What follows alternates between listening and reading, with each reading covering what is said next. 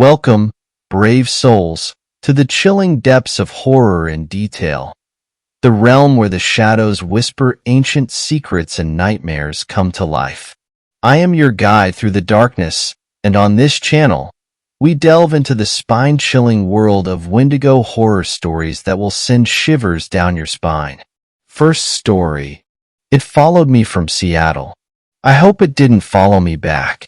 I'm still freaking the fuck out over what happened this last weekend. I think it's still out there. I fucking hope so. This all began a few months ago when I moved here from Wenatchee in eastern Washington to attend a university. I recently turned 21, but I didn't have any friends around to celebrate, so I did the next best thing. Rolled a blunt and watched some shit on Hulu. I'm really living the life here, I know. Undeclared major. Recreational weed. Living off my savings. And finally no more parents nagging at my door to do something with my life. Or at least so I thought. The first time I heard it, I thought it was paranoia. I smoke a ton of pot, and living in a new city doesn't help either. People say I live in the party area of downtown.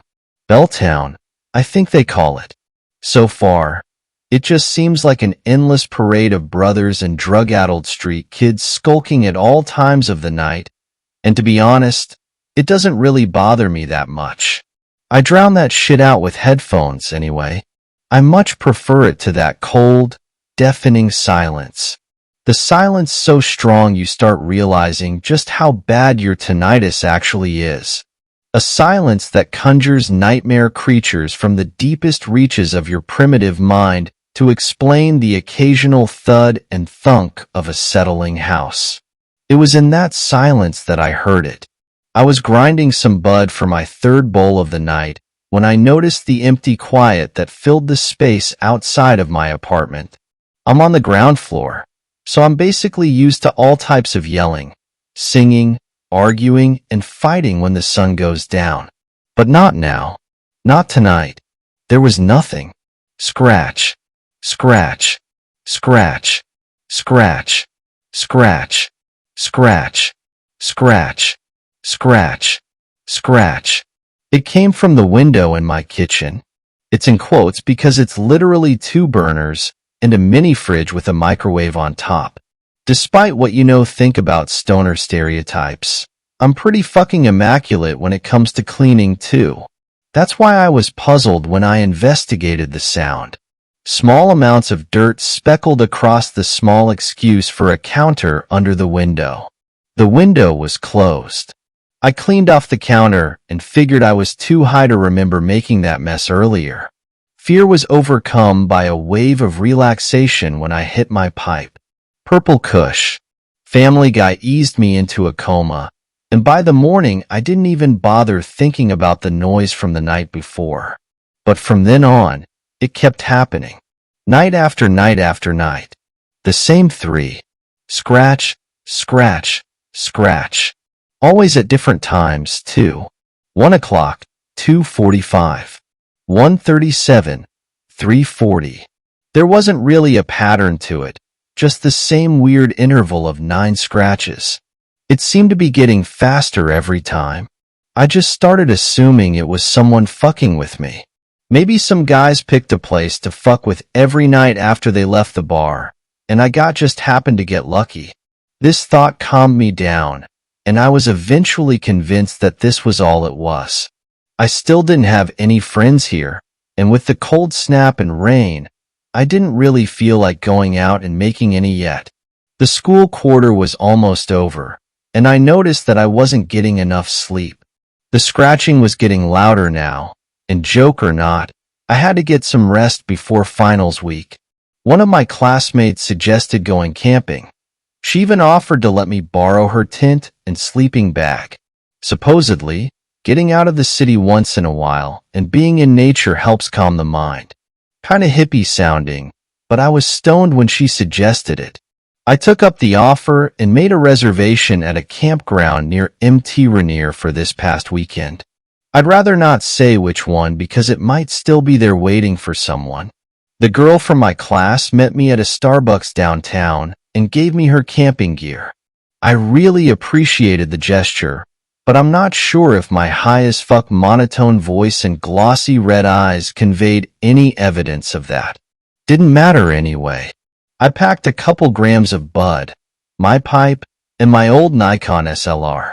I got inspired by all the Milky Way pictures people post on the internet, and sleep or not, that was my mission now. The trip out to the park was long, and boring. Saw maybe one gas station for 20 miles, and I may have eaten my snacks on the way there. I stopped there to re-up the trail mix and Cliff Bars and Muscle Milks before I continued on my way. The clerk looked Native American.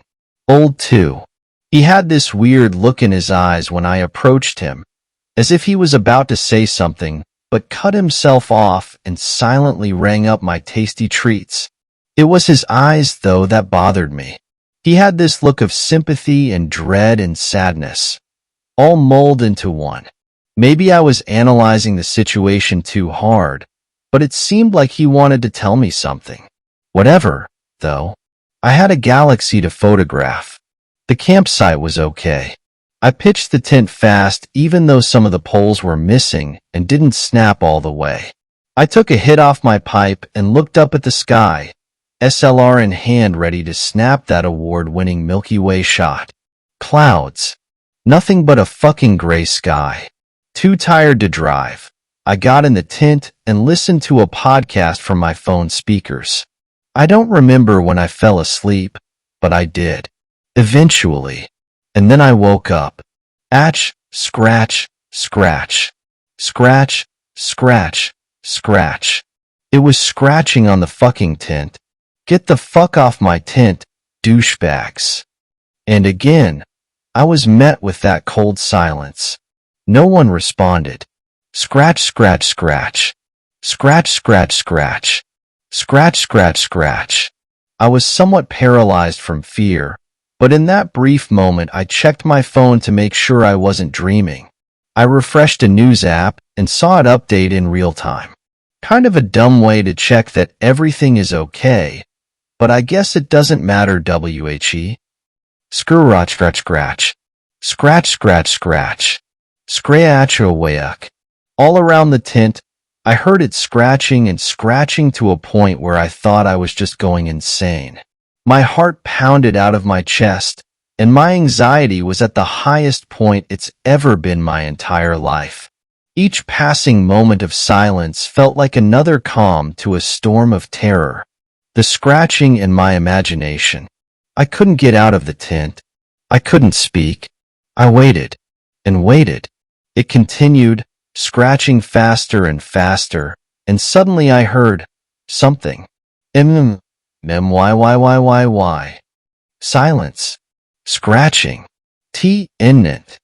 The way it spoke. Definitely not normal sounding for a person. The fact I was even questioning the humanity in its voice was reason enough to piss myself. Which I did. For a grown-ass man, I was on the verge of tears. This was too much. I grabbed my car keys and phone and weed and unzipped the front flap. I bolted to the car, not looking back as I ran. The keys fumbled around the lock, and I could hear something behind me. Turning? It sounded huge, but it sounded like it was on 2 feet. The key slid in, and that's when I remembered I had a clicker. Moment of dumb realization and that I was still relatively high. Got the ignition started, turned the high beams on, and reversed out of my spot to hightail it out of the campground. Nothing in front of me, but I checked behind. Perhaps reflexively, I peeked the rearview mirror before hitting the gas only to see 2 long, hair-covered legs illuminated by my brake taillights, making giant strides toward my rear window. I stomped on the pedal. Whatever it was tried to catch up to me, but it gave up after I approached about 60 miles per hour. The drive back was a relief, and a part of me still could not believe what happened. When I got home, it was already morning. The sun was up, and I could see people staggering back from bars and nightclubs. It was a small moment of relief. I felt a little back to normal. until I got out of the car to get the supplies. Huge gashes were scratched into the window and door, and my tailpipe was slightly bent. At least I'm not crazy, I thought. I lifted up the rear hatch and forgot that I abandoned that girl's camping gear out near Mt. Rainier. My stomach dropped. There's no way she would believe my story. But that's when I noticed something else in the back seat of my car. Dirt. Small amounts of it speckled across the floor and seats. Update 4:53 p.m. Pacific Standard Time. It's back. Second story. The Wendigo is near. This is a story which happened to me and my friend a few years back. I work in a national park as a park ranger. When my life was relatively normal, I had just landed a job at a national park. Life was good as I was working with my buddy Rob. The second day was strange. We found bear traps on the ground. We never put them there. Other than that, another day in paradise. But throughout the night, I swear I heard a loud screech coming from the woods near my watchtower. I looked and saw nothing. I just shrugged it off after a little while. As of lately, we have been finding small animal corpses around the woods. This is normal since we have bears all over. It's just that these marks were too big to belong to a bear. What's even weirder is we found a tooth inside of a bloody deer. This tooth was too huge and sharp to belong to a bear. I think we have a new animal in these woods. Today we found a bear, hanging from a tree and gutted. I nearly threw up. No animal in the park could do this. Boss told us from now on to stay at the watchtowers. I kept being reassured that everything would be fine, but at this point I just couldn't be too sure anymore. Lately the screeches have been more frequent. I'm having trouble focusing. When I was younger, I was told of a creature that fed off people and animals. It could also mimic voices. It was called a Wendigo. Of course, I don't believe in that paranormal crap, but something was taking out animals throughout the park. I swear I heard Rob call me from outside of my watchtower. He yelled, "Hey Trent, you have got to come see this." I nearly left, but I just felt that his voice was off, nearly distorted. I looked out of my watchtower to see Rob, his insides dangling in the breeze. My boss ruled this out as an accident. That still didn't stop the police from questioning me. I know I heard his voice. I saw something in the woods. Let me explain. This creature I saw had huge antlers, an animal skull as a mask, and it was over 11 feet tall. The night began normally, until the screeches began again. I looked down, only to see this creature, eating my boss's lifeless body. I got a good look at it before it ran off and out of sight.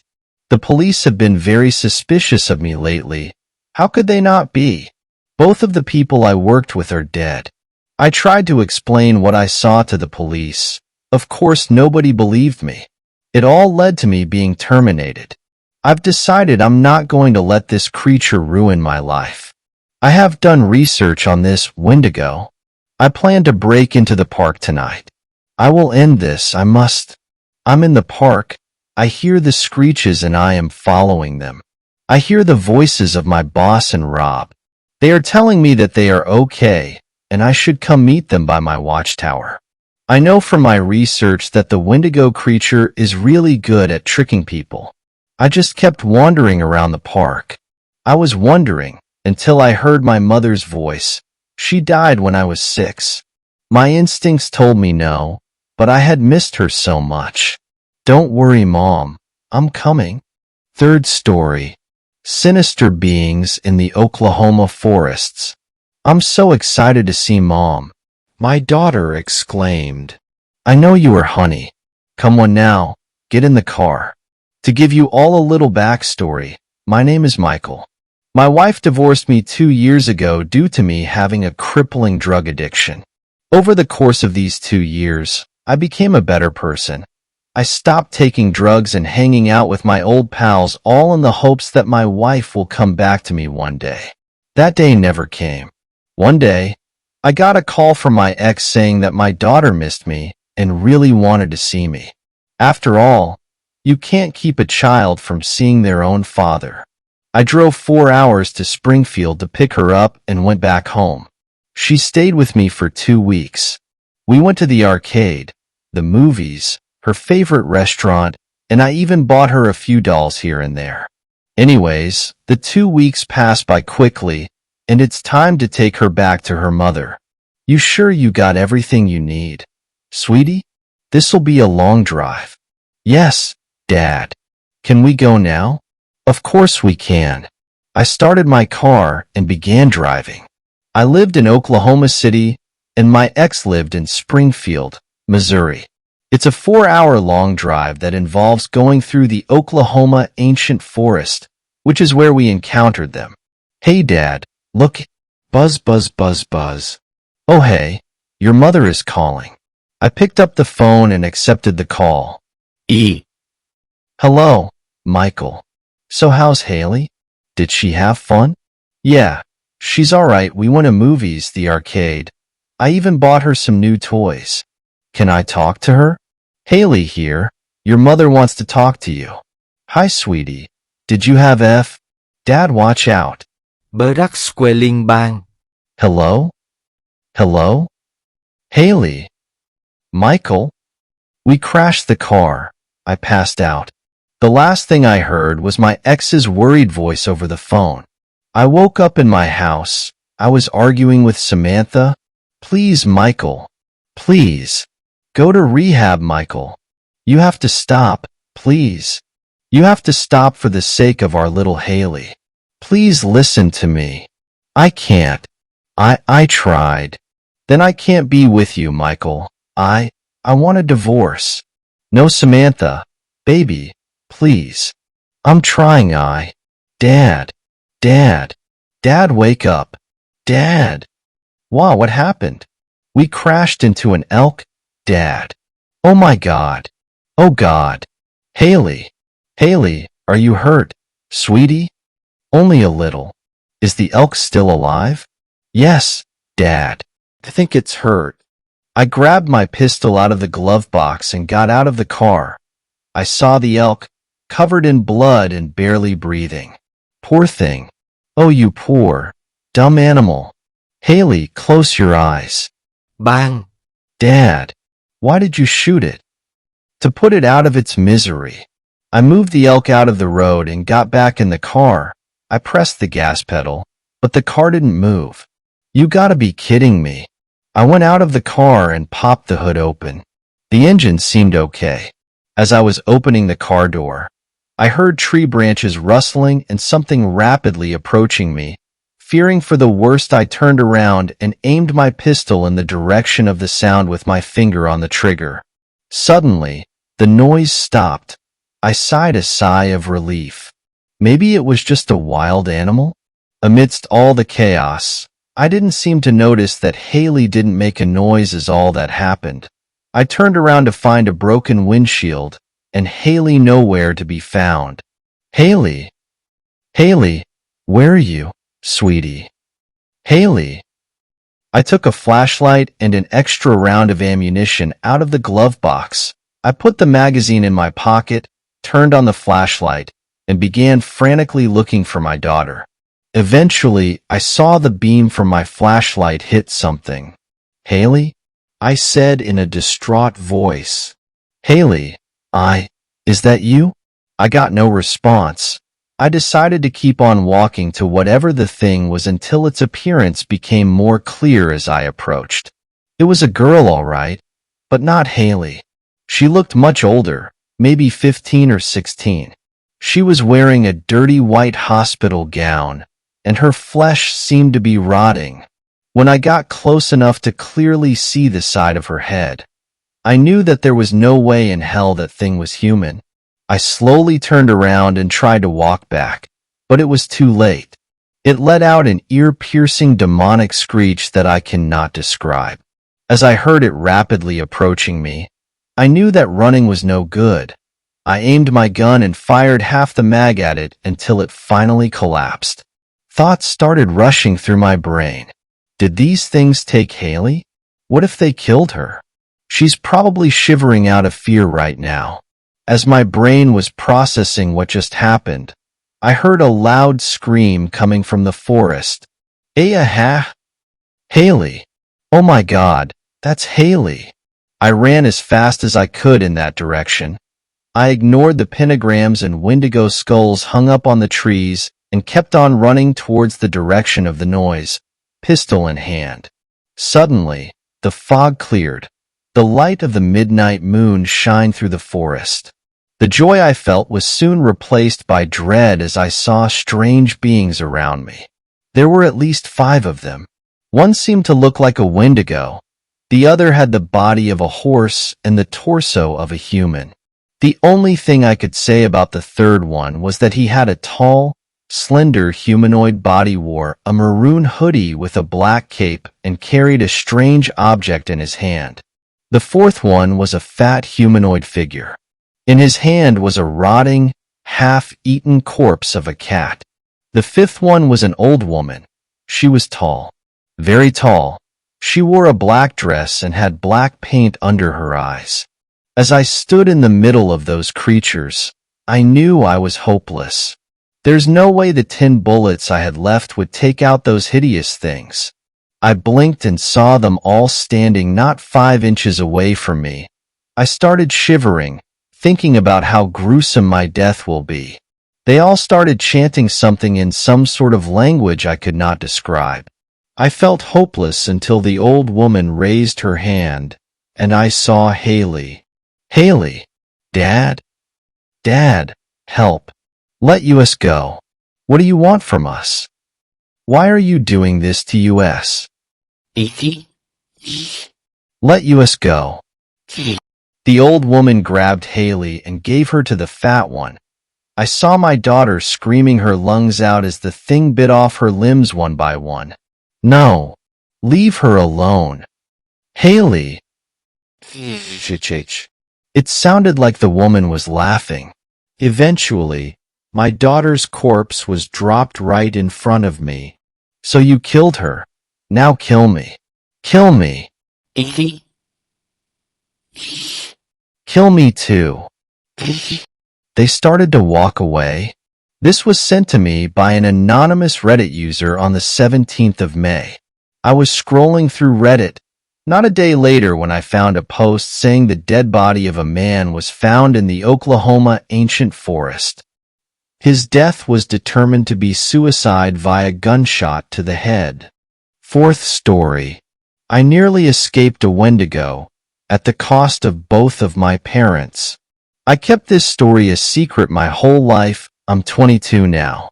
This happened more than a decade ago, and I still have clear and vivid memories of this day. I miss my parents so much and wish I never did what I did that afternoon. I had a nice family. I had a mom, a dad, and a sister, but yet my parents are the ones I miss most.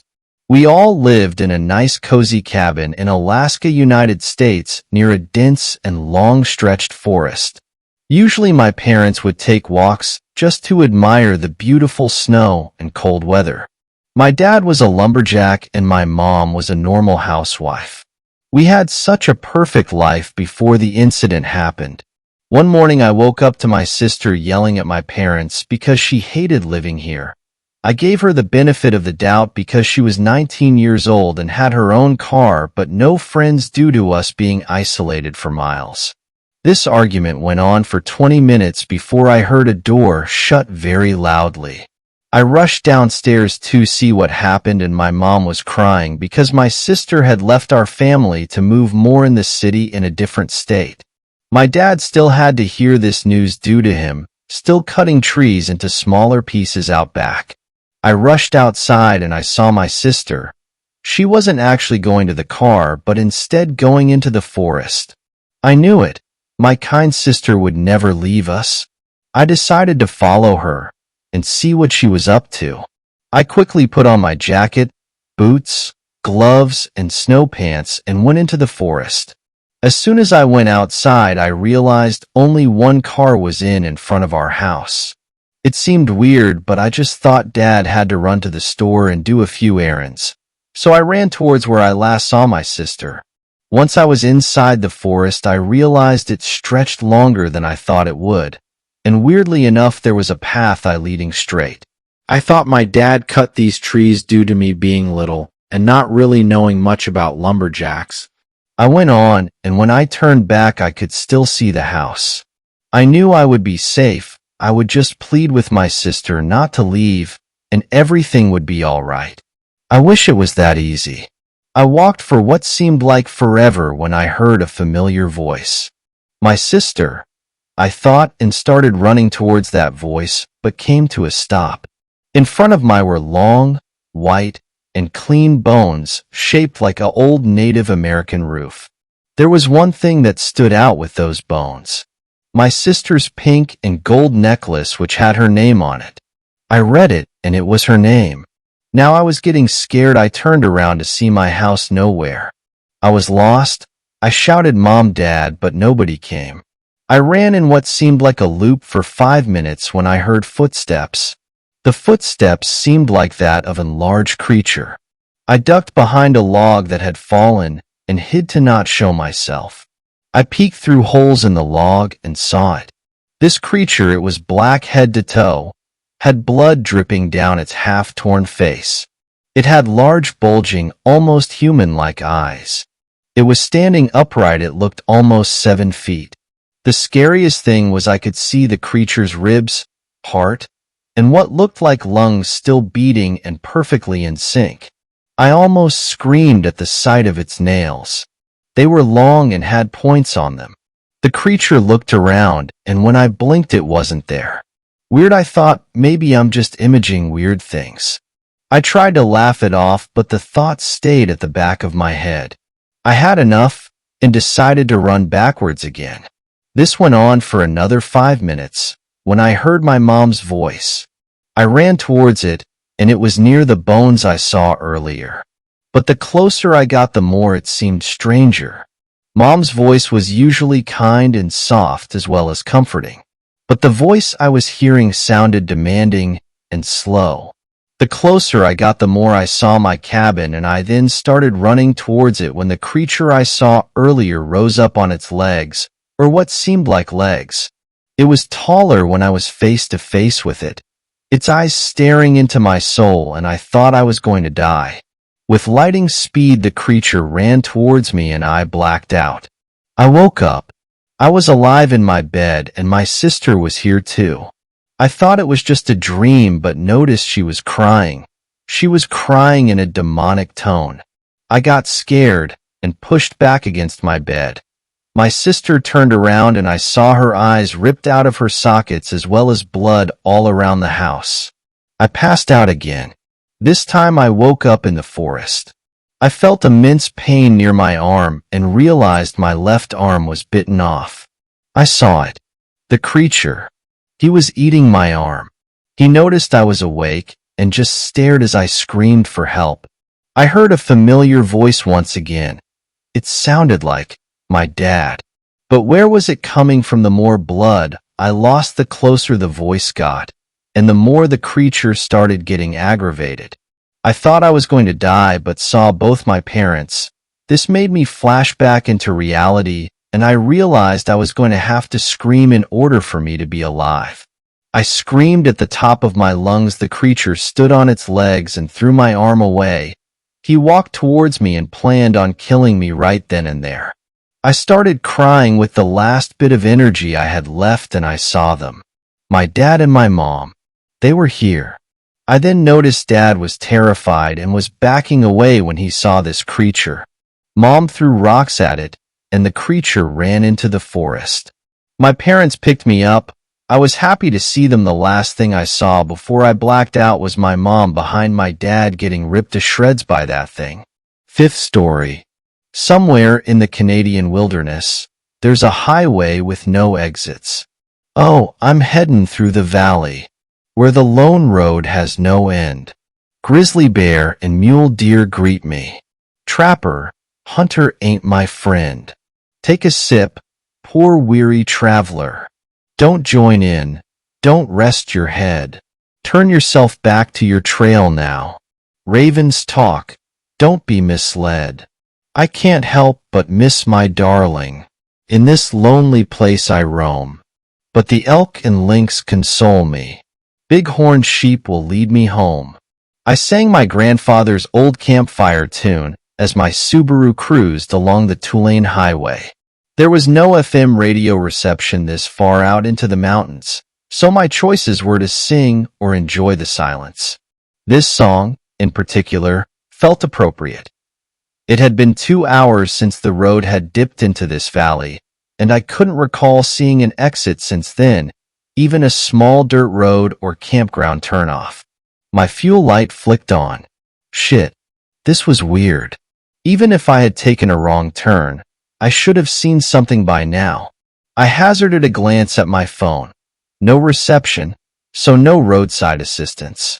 I also couldn't remember the last time I passed another car. So if I ran out of fuel here, I would be stranded for who knows how long. At an eighth of a tank, I began to panic. 20 minutes later, my engine sputtered and died. I rolled to a stop on the shoulder. Still no reception. My stomach clenched. You're okay, Abby. This will be fine. Just breathe. The scenery here looked exactly like it had for the last 300 kilometers. Evergreen forest grew in every direction, separated from the road on both sides by a 30-meter stretch of grass. The sun peeked over the trees. It would be setting soon. Somewhere, a raven crowed. The emergency kit. That was a good idea. I reached into my back seat and pulled out a large black plastic toolbox. It held a flashlight, water bottle, energy bars, blanket, camp knife, and some other essentials. I opened it up and placed it in the passenger seat. As the sun pulled below the trees, a flash of movement in the tree line caught my eyes. Half curious and half concerned, I pulled out my flashlight and pointed it towards what I'd seen. Nothing. Unsettled, I continued to slowly scan the tree line. I caught something. It looked like a deer's head, poking out of the trees. What the fuck? As my light hit it, it disappeared. Not like the deer had turned around, but like something had yanked the head backwards. I slammed the lock button on my doors and crumpled downwards into my seat. Shit. It was just a deer. Just a deer. Just a deer. My heart slammed relentlessly against my chest. I took a deep breath, then 3 more. I slowly rose back upright and pointed my flashlight towards the trees. I flicked it on. I caught something again. Deer heads, 3 this time. Except they weren't heads, they were skulls. Fuck no. I swapped my flashlight into my left hand and retrieved my camp knife with my right. I began to scan both sides of the tree line, praying that I just had some sort of hallucination. As time passed, that started to seem likely. I saw nothing for 20 minutes, then an hour. Deer skulls? I'm going crazy. My heart began to settle. At some point, I drifted off. Bang bang bang bang bang. A skull pressed against the passenger window. Another on the driver's side. Another in front of the car. I screamed. A skull slammed into the window beside me. I screamed. The car handles rattled. I screamed. Another slam. A hairline fracture formed in the glass. I choked. There were 5 things pressed up against my car. They stood on 2 legs and looked almost human, but with deer skulls where their heads should have been. They carried spears and bows and wore hide tunics. I caught movement behind them. More were lurking near the trees. One of the things let out a sound. It was almost a voice, but strained and unnatural, like someone trying to speak while inhaling. HHHB. The others joined in. HHHB. Suddenly, in a voice exactly like my grandfather's, perfectly calm. Get out of the car, Abby. I screamed. I'll kill you. Leave me the fuck alone. I'll kill you. I fumbled around below my seat and retrieved the camp knife from where it had fallen. I held it out with shaking hands. The window shattered. A hand reached through and clutched the handle. I thrust forward, burying the knife in the thing's forearm. It pulled the arm back, taking the knife with it. I held on for dear life. The other hand darted forward, grabbing my wrist. It squeezed immediately. My hand went numb. It yanked the knife away, and my limp fingers surrendered it. I backed myself up, trying to slide into the back seat, kicking out desperately with my legs. The car door swung open.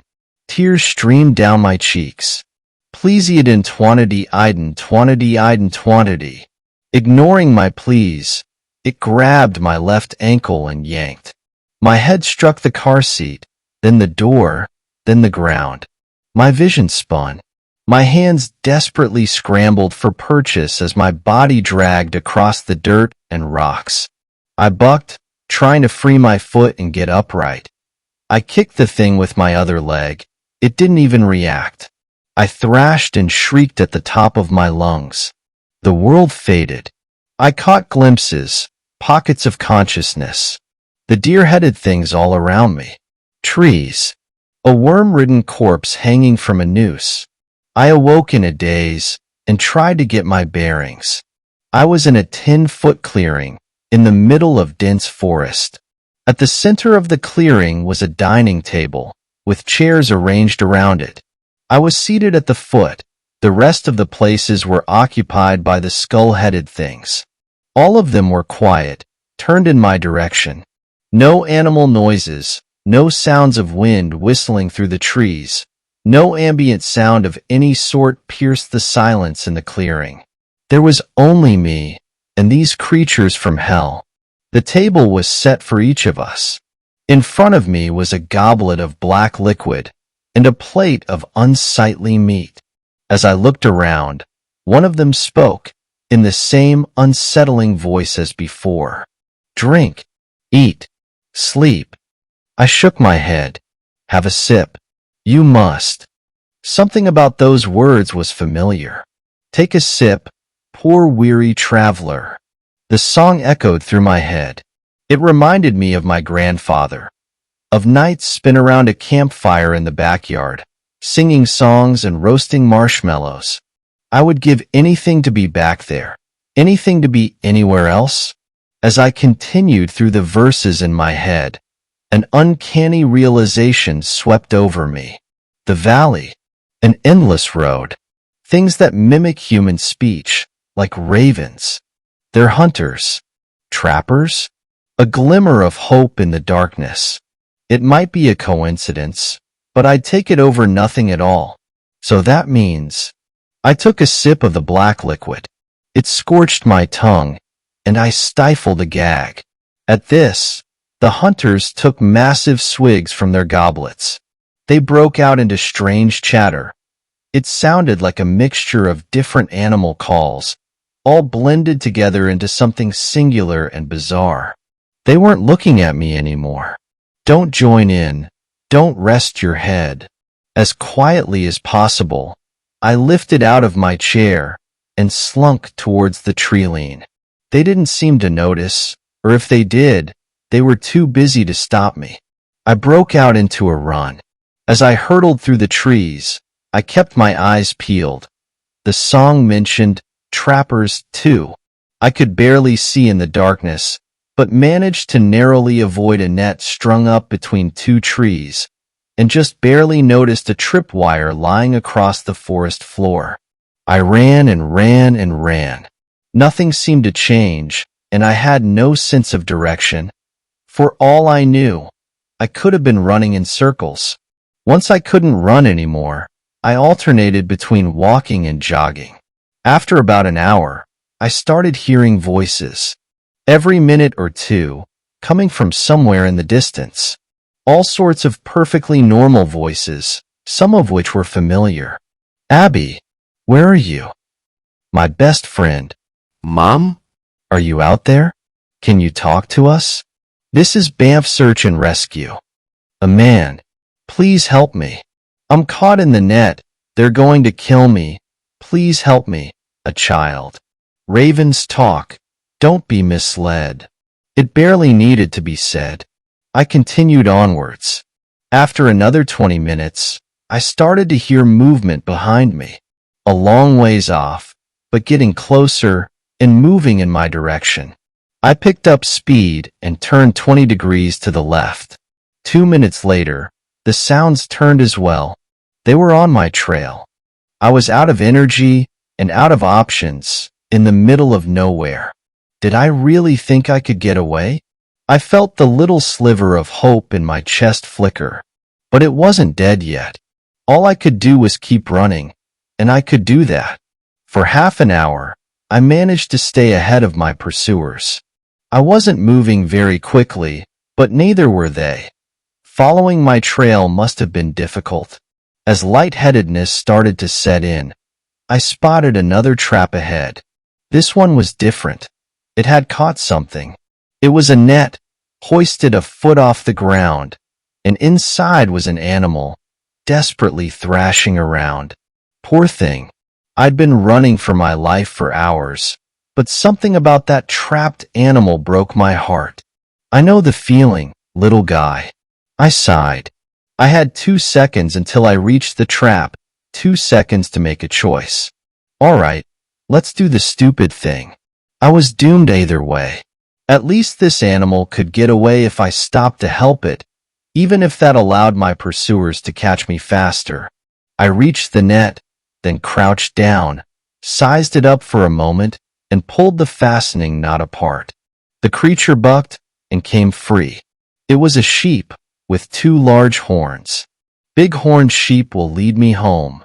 The sounds of the hunters drew closer, almost within a stone's throw. The sheep took off, and I followed. A dawn glow started to fill the forest. The sheep bounded through the trees. I desperately pushed through the underbrush, hopping across streams and over stones, trying not to fall behind. My foot slipped on a stepping stone, and I tumbled to the ground. I hastily struggled to my feet, then slipped again. I stumbled forward another step, and my legs gave out from under me. My overspent body was finally shutting down. The sheep was surely long gone by now.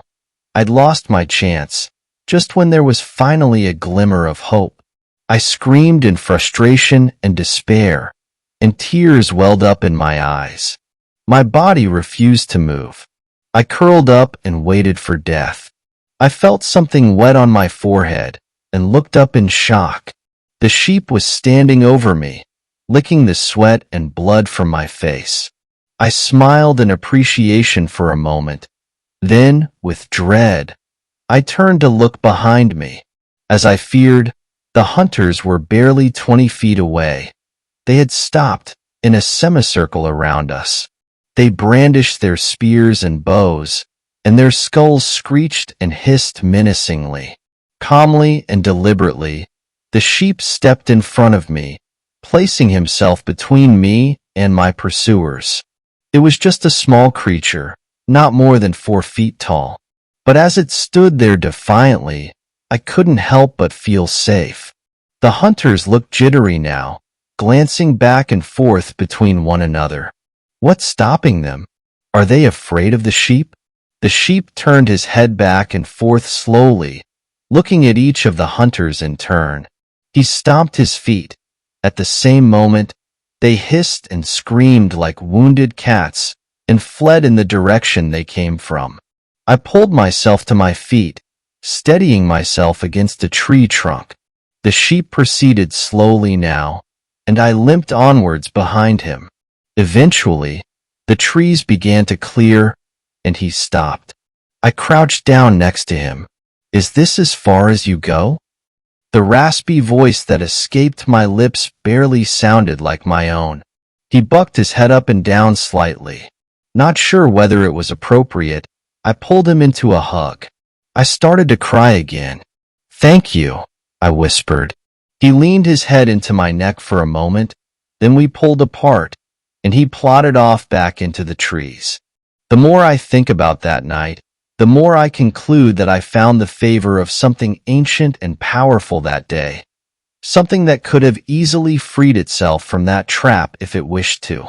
I continued to the edge of the forest, and I found myself back on the highway. I heard the sound of a vehicle and turned around. A pickup truck was coming down the road in my direction. I waved my arms over my head, and it began to slow down, then pulled to the shoulder alongside me. "Howdy!" shouted the burly, bearded man who stepped out. "You drive an Impreza?" I nodded, too tired to speak or think. "Happened to cross your car a bit down the way. I got an extra jerrycan if you just need gas." I nodded again. "You want to ride back there? I get if that ain't comfortable, so whatever you think." I nodded a third time. As we pulled away, I found myself drifting off. As my consciousness slipped away, the driver began to sing quietly. "Oh, I'm heading through the valley, where the lone road has no end." So there you have it. I made it back to my car. The highway where my car was parked looked nothing like the endless highway I was stranded on. Slept in the back for a while, then continued on my way. If there's a takeaway here, it's this. Pass on the old campfire songs you hear. They could save lives. 6th story. Unidentifiable 10-foot-tall creature spotted in Lebanon, Maine. My sister and I were driving to a haunted walk in Lebanon, Maine called Destination Haunt, and while in the town trying to find the place, we drove onto this really old dirt road called Lord Road from the east. At the time we turned onto the road, it was day and the sun was out. As soon as we started driving down, the sky turned near black like night, as if the sun was setting and a fog engulfed the road. We quickly started joking about how this is like one of those wrong turn roads in those horror movies where a group of kids get lost in the woods and never leave. It added to the effect when we drove over an old wooden bridge suspended over a river. My sister acknowledged the narrowness of the road and asked how 2 cars could fit traveling in opposite directions. I joked, "Well, no one ever leaves this place. In Maine, all you see are fields of trees for hundreds of miles at a time." But the trees on this road looked unusually different. They were all collectively old and had the colors sucked out of them. Their branches and bases curved in usually zigzag patterns, unlike conventional trees that grow in a pattern to get the most sunlight. I drove a few miles until I had enough of the massive puddles and decided to call the place we were trying to find. They told me that their location was miles away on the west side of this road and to turn back because the east side was flooded and we should enter the west end entrance located on the other side of town instead. We turned around and saw a moose walking across the road, very normal in Maine. But right behind it was a 10-foot-tall black as can be two-legged and unnaturally slim creature running unnaturally fast across the road. My sister screamed. It looked like Slender Man. Only it had huge black jagged horns and had no apparent bodily features or shape to it. It looked like a 2D cut out of an unnatural human. When we drove by where he ran, we looked into the woods and saw it standing on 2 legs next to the moose. It leaned over in a hunchback manner and started walking around on all limbs, and there were others just like it emerging from the mist. We drove the hell out of there hoping my engine wouldn't seize from the huge-ass puddles. But on our way back, we saw 2 abandoned buildings with old cars from the 50s and 60s that rotted into the earth. Those houses were not there before when we originally drove down. The creepiest part was when we got back to the main road because the sun was almost set and the sky almost pitch black. When we pulled out of the road, the sun reappeared. The sky readjusted to day as if nothing ever happened. Later that night, I looked at Google Maps and the road was completely different on there, filled with things that wasn't there when we driving, and all the houses looked new. After telling a few people about it, someone told me that Lebanon, Maine is known to have a lot of strange paranormal stuff happen, and that there is even a self-proclaimed witch fortune teller who lives there. Has anyone here experienced something like this? 7th story. The Wendigo. I am a fan of horror games. I don't play them, but I love watching my favorite YouTubers play them. In fact, My favorite YouTuber who used to play horror games is H2O Delirious. One of my favorite game that he played is Until Dawn. I love it because it deals with a cultural monster, the Wendigo. The Wendigo is a monster who craves for human flesh. Wendigos were once human, but because they started to eat human flesh, they turned into Wendigos. Wendigos are able to imitate other people's voices to trick their prey. Wendigos are able to hear heartbeats from miles away. They are also really fast. I am starting to go off topic. Here is my story. I had my own experience with the Wendigo. I live in a small town near the forest. I won't reveal where the place is because I am still afraid that it is still there. A friend and I, a female girl that is a year younger than me, decided to walk in the forest by ourselves. There aren't any dangers in the forest since we were still close to town. We stumbled upon a 2-story, worn-down cabin while walking near the outskirts of town. Most of the second story was non-existent. It seemed strange that it was still up and no one torn it down. Before I was born, the people of this town torn down all buildings in the forest for reasons unknown. I tried asking my parents, but their response is that it was very difficult to aid people who lived in the forest. Anyway, my friend and I got very curious and decided to check it out. We were quiet upon entering the cabin, which now that I am looking back at it, I am very thankful that we were quiet. At the time we were quiet in case there was a homeless man sleeping or a dangerous person in there. It was still daytime when we were exploring, so we had plenty of light in the cabin, but there was one part of the cabin that was covered up. There was a black tarp that covered a doorway to some room. We never went near the doorway. We were both scared that we would get jumped by someone. My friend and I both agreed to stay clear of that area. Throughout the exploring, we both noticed that there was a faint, disgusting smell. The smell lingered only on the first floor. I know the reason is because since the second floor is open, the wind would blown off the smell away. Plus, there must have been dead animals beneath the floorboards or something.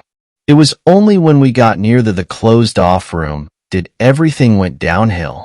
Both my friend and I started to get a bit louder since we did not hear anybody in the building. When we got near the hallway of the room, the smell got drastically stronger. Then we both noticed that the tarp had moved ajar. The room was still too dark, but I could have sworn that there were a pile of bones. I noticed that my friend gotten slightly scared because neither one of us had gone 8 feet near the room. My first thought was that someone was living here, and that we should get out quietly in case the person was dangerous. I signaled my friend to be quiet, and to follow me towards the back exit. As we were about to leave, we heard a familiar voice. I looked at my friend and I could see in her face confusion. Then it spoke again. It was calling for help. We both continued to stand near our exit, frozen in shock. Who could it be? Why would anybody need help in this place? We explored this cabin, and we know the area. You could hardly get hurt around here. I got rid of my shock and slowly I went near the shouts. My friend, upon realizing that I was making my way towards the shouts, pulled me back. She told me that it might be a trap and that I should not go any nearer to the person. She also said that the voice seems off. She does not understand why, but she knows that there is something off about the screams. No later, when she said that, we heard some other people shout if the mysterious screaming person was okay. Quick movements were heard somewhere in the cabin. Fear struck us both, and we slowly walked backwards to the door. The movements that we heard seemed inhuman. The sound we heard is like the sound of the wind of a jump rope makes when going really fast. Not only that, but after the event, when my friend got the courage to speak about this event, she said that she saw a blur move across the room near where, maybe, the other people were at. By the time we were at the door, the other people came. They were 2 unfortunate men. They both looked around before seeing us. "Are you 2 okay?" one of them asked. We gave no response. We were still afraid what was in the house. One step forward towards us was enough. "Are you dash?" She got cut off. The thing that was lurking in the shadows came out. It attacked the man. The thing was bony and the skin was pale and rotten. It looked human, but it clearly wasn't. The thing ripped the head of the poor man. We did not see the rest of it, for we booked out of the cabin and ran as fast as we could. All we heard a scream, but as soon as we heard it, it was cut off. Then there was another one. But this one wasn't human. We both did not stop until we reached the town. We never spoke to this event to anybody. Not even when people have asked us if we were okay, since we both looked pale and out of breath. Be careful out there in the woods. You never know what might happen. May the Lord save you if you come across one of them. Thanks a lot for watching the video till the end. Subscribe to our channel Horror in Detail. Drop your opinions/suggestions in the comments section, and like the video as it helps with the YouTube algorithm. Welcome, brave souls, to the chilling depths of horror in detail. The realm where the shadows whisper ancient secrets and nightmares come to life. I am your guide through the darkness, and on this channel, we delve into the spine-chilling world of Wendigo horror stories that will send shivers down your spine. First story. Stay away from the not deer. I don't know if anyone else in the country has seen something like it, but the area I live has a bunch of not deer. It's not something anyone around here talks about a lot, but when someone calls you in the middle of the night in hysterics or shows up on your doorstep with a wild look in their eye, you know what they saw. And they're never quite the same after they've seen it. It's hard to explain what exactly the not deer is. The name isn't very good at telling you much. You just know it when you see it. It will look like a deer, but only if you don't look closely. If you give it more than a cursory glance, then you start to see how it's not a deer at all. I've collected a few accounts my friends have had about this thing. One of my drinking buddies, who we'll call Tyler, spilled his story over some beers at our favorite little dive.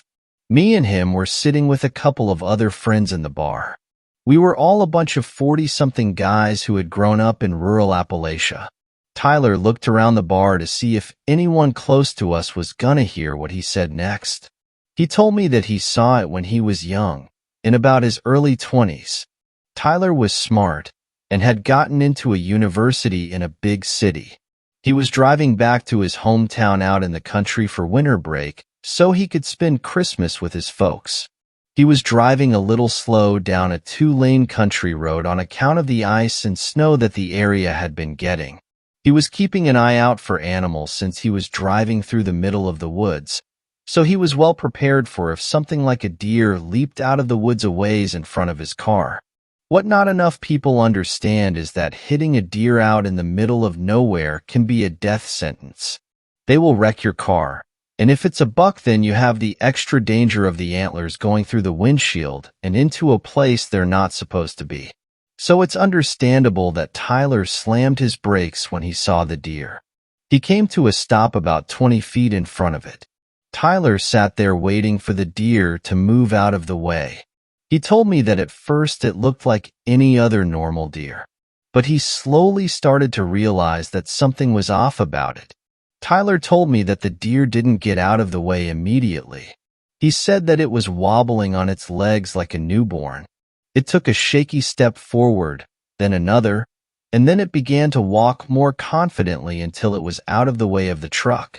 As the deer was walking, Tyler realized that what was off about the deer was its legs. I asked him what it was about them that was off, but he just shook his head. "I don't know, man," he said. "There were either too many bends in them or not enough. It was just wrong.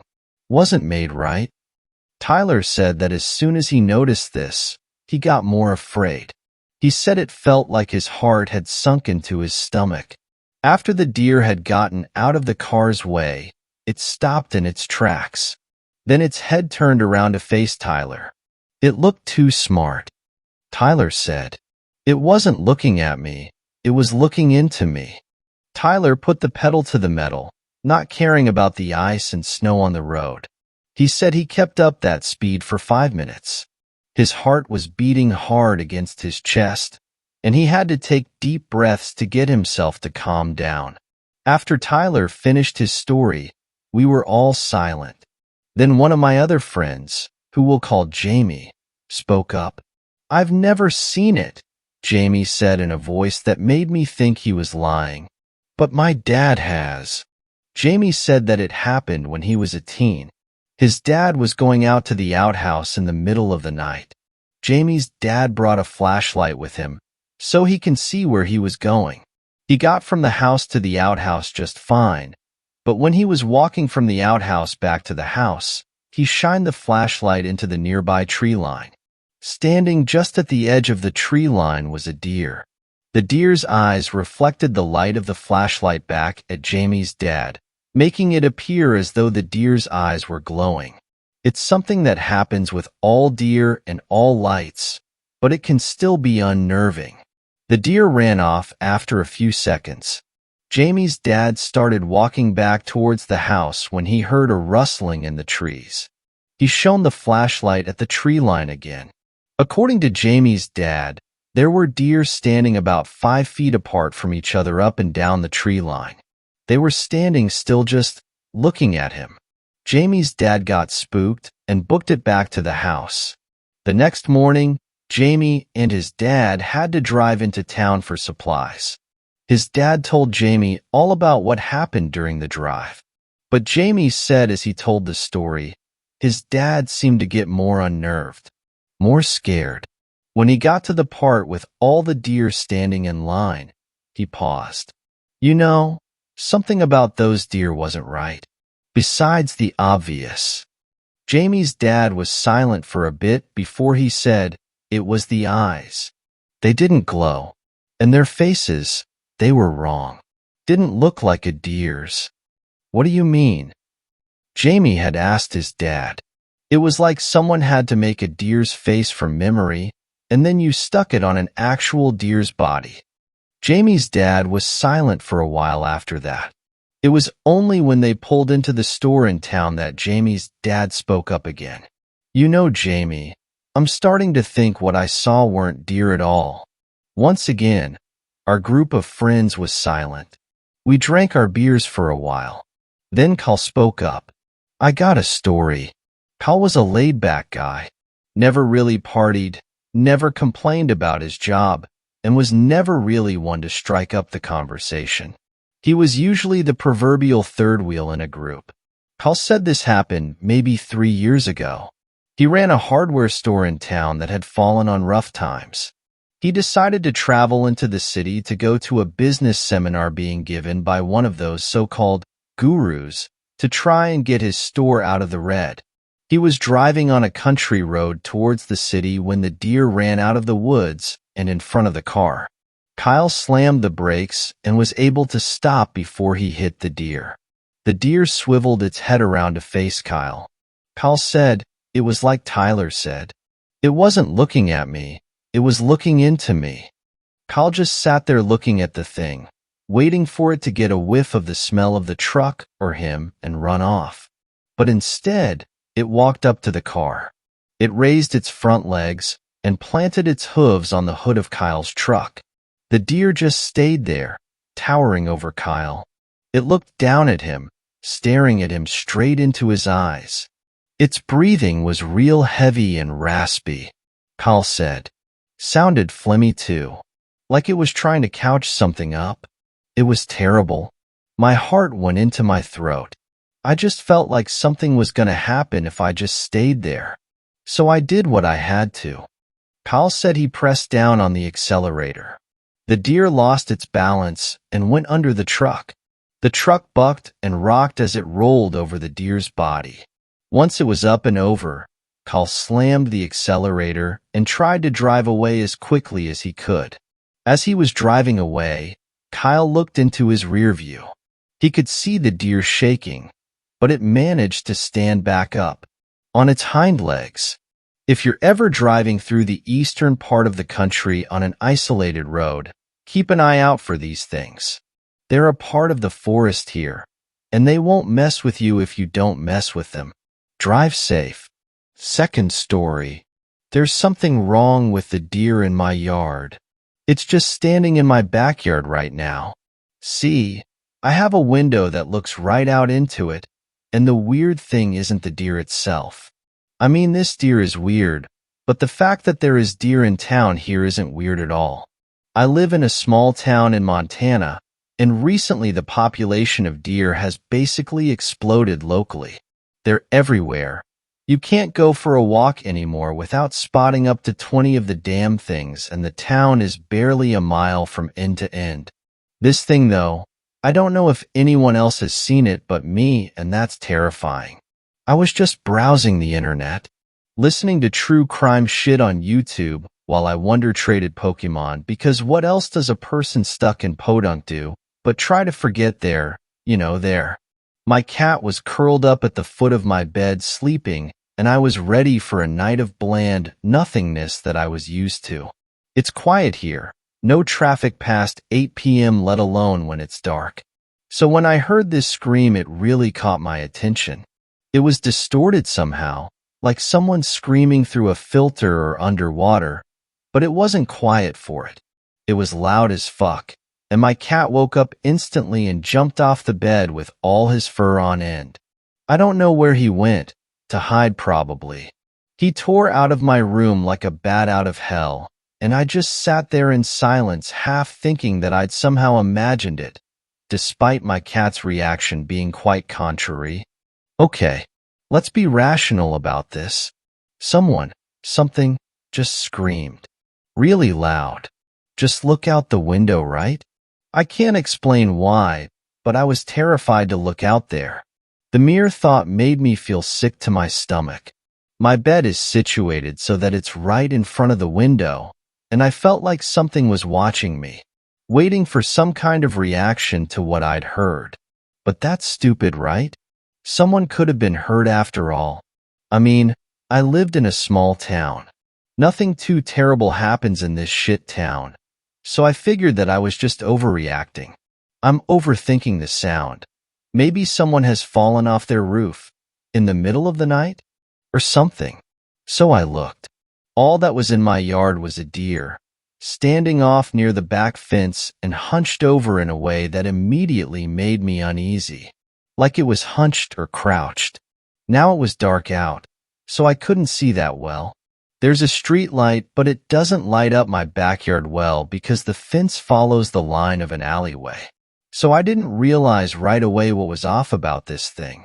It was standing really still, and I was wondering if it also heard the sound too when it shifted very slowly forward, like it was creeping onto the edge of the house. And that's when I realized what was absolutely fucked about this thing. It wasn't on all fours. It was hunched over, so I couldn't spot it right away when it wasn't moving, but the thing was bipedal. Somehow it was walking just on its two hind legs. I can't explain it, but there was so much wrongness about the way it walked. A jerking, hilting step that drew it closer to the window. It was like it could somehow sense that I was watching it. No, not sense, it could see.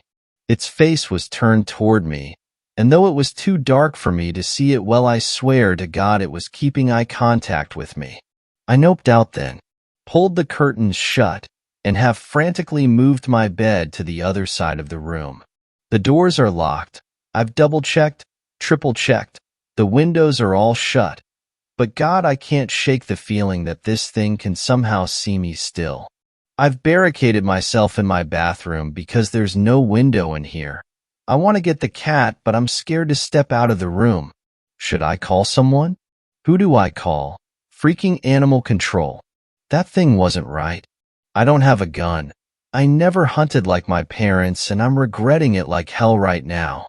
I keep hearing noises around the edge of the house.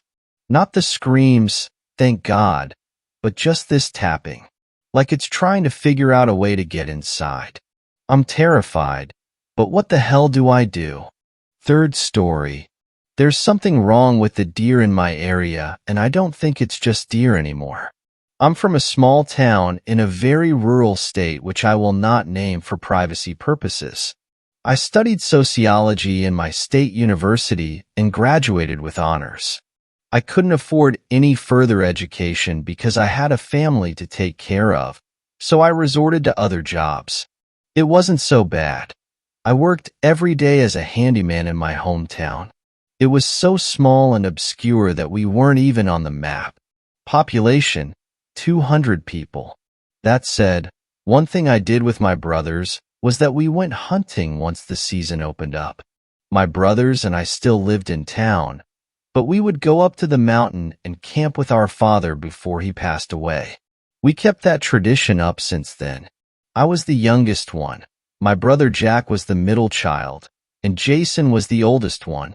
We would go camping in the woods for a week and just drink beer, shoot around a bit, and relax.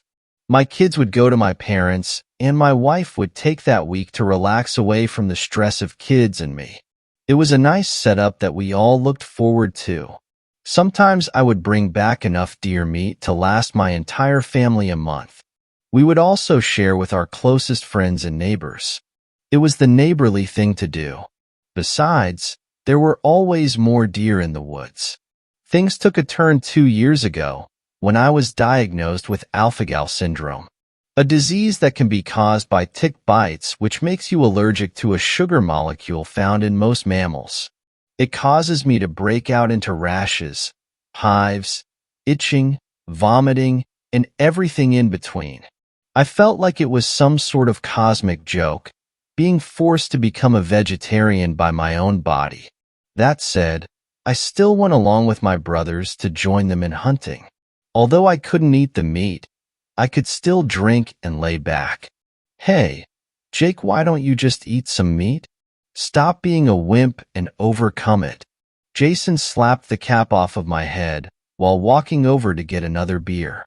Dumbass, you can't overcome an allergy. I'll some eat the day you learn to eat a salad. I jested back, causing Jack to roar with laughter. The first day went by smoothly. We just sat around drinking and ribbing on each other. By the third day, we began to get a bit more serious with our tracking skills. We noticed several deer tracks a bit away from our camp, and we spent a couple of hours following it until we saw it. A reddish-brown doe stood gracefully at around 3 feet tall. She was feeding on some grass, just munching away, completely unaware of how close to being another poor victim of the cruelty of the life cycle. I looked over at Jack, who had his rifle aimed at it, but before he could take a shot, Jason hollered loudly and lightly shoved Jack, causing the gun to go off. The deer snapped its head at us before quickly squirreling away back into the woods. Jason, the fuck did you do that for? Jack shoved Jason away from him, who was laughing hysterically. Yeah, man, we spent all day tracking this one down. I said, pretty irritated. Oh, relax, you guys. There was barely any meat in that doe anyways. You guys are so serious. Lighten up. Everything is a joke with you. Jack muttered while adjusting his rifle. What's that supposed to mean? Jason asked, feigning curiosity. All right, enough you two. We spent all day at this. Why don't we go back to camp and settle in for the day? I'm pretty hungry, and it's getting pretty cold. I intercepted, not wanting to cause yet another needless argument. Fine. Let's go. Jack agreed, and we began to walk back to our camp. I awoke the next morning to a pretty loud commotion. Jack was yelling at Jason. I rolled my eyes and opened my tent to see Jack's face was covered in slight blood, while Jason was laughing hysterically. What the fuck happened to your face? I asked, pretty concerned. This fucking asshole did dash. Jason cut Jack off by opened his tent wide open, revealing the body of a doe right next to Jack's sleeping bag. As I looked closer, I thought I could see it still twitch. I put the doe right next to Jack when he was sleeping. Oh, you should have looked at his face. The way he started screaming. Jason said in between fits of laughter. This is the last time I go camping with you. Jack angrily yelled while he stormed off with a water bottle to clean his face. I looked over at Jason and nodded my head in disappointment. Not cool, dude. What? It was just a joke? Whatever. We should probably go and start the field dressing of the dough. Already done that, he boasted while taking a sip of another canned beer. Really? I guess we should load it up on the truck and take it back to Ma's house then, I said, trying to hold in a yawn. Jack came back looking cleaner than before, and they began to haul off the deer into the direction of the truck. I stayed behind to start taking down the tents and gathering our supplies. I trailed behind my brothers, and as they loaded the body into the back of the truck, I put our supplies into my car. We began to drive back to our mother's house. Eventually, we reached our destination, and right as we pulled up, my kids came running out of the house. Tyler was the first one to reach me, his little arms reaching up for me to hold him. Hey buddy, how's it going? Where's Grandma? I asked while Tina jogged after him. Dad, Mom said I could sign up for drama camp at the end of this month. She stated firmly. All right, we'll look at it over together later. Where's Grandma? I asked. I'm right here. My mother came out, standing right next to my wife as they walked on over. Oh dear, you guys look grimy. Bring the deer to the barn, and you boys can start skinning and butchering after you shower, she stated firmly while motioning us to go into the house. I quickly kissed my wife before running into the house and quickly jumping into a shower. By the time I finished, I saw that my family was sitting around the kitchen with my brothers nowhere to be seen. Where's Jack and Jason? I asked while grabbing a cup of coffee. Your brothers went to the barn to start processing the deer. They said hopefully they can finish by tonight. We can start slow cooking some venison barbecue and have it ready by morning, my wife said while taking a bite of some crackers. I leaned forward and gave her a hug, leaning my chin over her head. Tina just giggled as she continued to eat her breakfast. How was camping? Ma asked while taking a bite out of some bacon. It was okay. Same old stuff. I lied with a smile, hoping to avoid any arousal. She always hated conflicts. She raised her eyebrow, but continued to eat while looking down at her phone. The rest of the day went by smoothly, and my brothers worked hard to prep the deer meat, while the rest of us made random dishes here and there for tomorrow. By the time we finished cleaning and cooking, it was time to go to bed. I put my kids to bed and helped my mother clean up before going to bed with my wife. The next day, I woke up to the smell of various sizzling meats and spices wafting through the bedroom door. I got up and quickly got ready to start my day and headed downstairs. Morning, sweetie, my wife said, all cheery as she poured a cup of coffee for me. Your entire family went over to see some neighbors that needed help or something. They said they'll be back soon. Is that so? I raised my eyebrow while giving her a peck on the lips. Sadly, we have to set up the entire table because a ton of people are coming over for dinner. She sighed while leaning her head onto my shoulder. I laughed it off and started helping her load all the chairs and plates for our guests. Eventually, hours went by and my family started arriving along with several people. I looked over at Jack and saw that he was rubbing his right eye before walking over to me. Hey, you got some eye drops? I think I got pink eye, he said before being interrupted by an aunt who motioned me to go greet her. Yeah, I think there's some in my bathroom. Go ahead and check. I dismissed him as I went off to make small talk to random people. Eventually, it was time for dinner, and we all sat around as Jason started bragging about how he single-handedly caught the deer and hustled it to the truck as me and Jack slept through it all. I couldn't eye-roll anymore at his dumb story because I could feel a migraine start to form. He didn't even touch his plate, spending all of his time talking. Soon they started to dig into the venison barbecue, which looked delicious, dripping in various juices and slathered in barbecue sauce. I begrudgingly ate my potato salad and rice as everyone around me marveled about the taste of venison. The rest of the night went by smoothly, and we continued to talk and drink until it was time for my kids to go to bed. The last of the guests went home, and we cleaned up and called it a day. It was about 3 in the morning when I felt some hands on my shoulders shake me awake. "Daddy, I don't feel good." I heard the quiet whisper of Tina as she moaned in slight pain. "What's wrong, sweetie?" I said, my eyes adjusting to the dark. "It hurts." She moaned even more as she leaned her head on my chest. I reached over and turned on the light before looking down at her. Her once beautiful blue eyes were now completely bloodshot, and she had a rash all over her neck. It looked like trickles of blood were pouring slightly out of her eyes. Jesus Christ! I pushed my hand on her little forehead, and her head wasn't just slightly warm. It felt like she was on fire. She suddenly collapsed and went limp on my arms, but I could still feel her breathing. I leaned my right arm onto my wife's shoulder and shook her. "Kristen, wake up. Kristen." She groggily awoke and looked over at us. "What's wrong?" she asked before snapping wide awake. "Oh my God, Tina. What happened to you?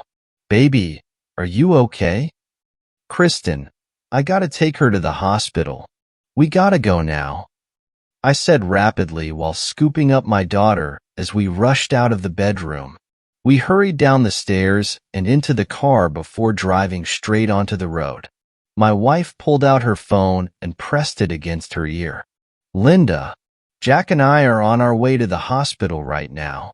There's something wrong with Tina, but Tyler is in his bed. I'll let you know when we get there." I floored the gas and drove straight through the darkness of the night, counting down the minutes until we reached the hospital. We eventually spotted the lights of the town and kept driving through until we saw the hospital building up ahead. I looked over my shoulder to see my daughter holding my wife tightly. Although the engine of the car was pretty loud, I could hear the muffled giggles of Tina.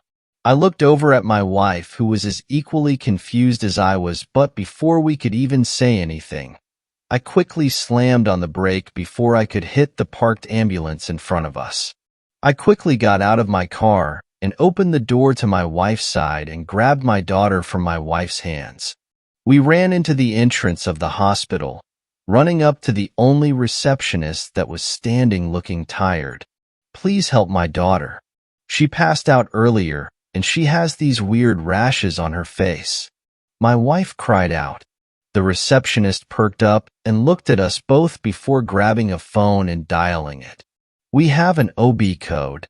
A nurse came out of nowhere with a gurney and laid my daughter on it.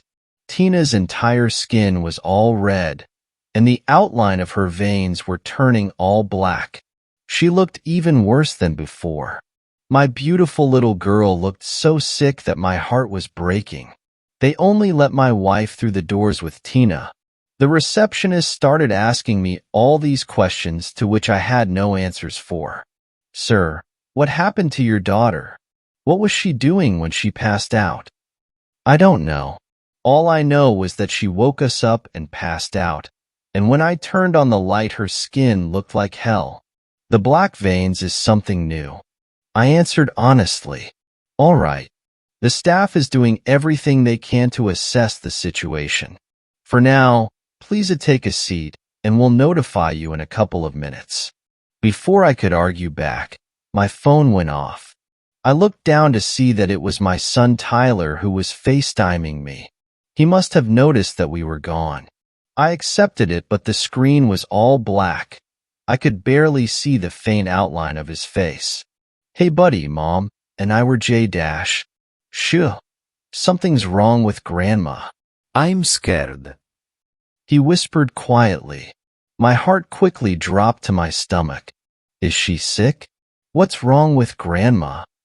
I asked. "Listen." He got quiet and must have held out his phone, but I couldn't see anything. It looked like he was in the kitchen bathroom downstairs. I was about to say something, but the camera focused, and I could see the back of my mother's head as she sat facing away from our line of vision. She was just laughing hysterically as she cut away at something. Tyler moved the camera downward at a better angle to see what she was cutting. I took a closer look to see that she was slicing away at one of the dogs on the table. I felt the contents of my stomach jump at my throat. Ok babi. Close the door and I'll be right there. Lock it, I whispered. I ran out back into my car and quickly called Holden, the town sheriff and a close friend. He answered pretty quickly, his voice sounding all tired and annoyed. Jake? Listen, Br-. I cut him off before he could say anything else. Something's wrong with my mom. Holden, something ain't right at my house. I went to the hospital with Tina and Kristen, and I need you send some cops over at my house. I'm real scared, man. I blurted out. Jake, all my guys have already been sent out. It's like the town's gone crazy tonight. I'm at the station right now, but I'll be there as soon as I can. I'll meet you there. His voice was as equally as shakily as mine was as he hung up. I must have drove 100 miles per hour because it was mere minutes before I arrived at my house. I slammed the car door and ran to the direction of my house. I wanted to go in, but I saw Jason sitting out in the front porch. Jason? What the fuck is going on? I yelled angrily that he wasn't inside looking after Tyler or my mother. He looked up at me and started laughing hysterically before crying hysterically. I've never seen Jason cry before. I think I caused this. He blubbered out. What do you mean? I asked, now fully curious. That morning I got that deer. I went for a walk in the morning, and I saw that doe acting weird. She was making this odd noise and slamming her head onto a tree. At first, I thought it was the funniest thing I ever seen. It was like the deer was laughing as she hit her head with a tree. I know they say to avoid deer that act weird, but y'all were already mad at me for ruining that shot the day before. Y'all were always mad at me. So I aimed my rifle and put her down.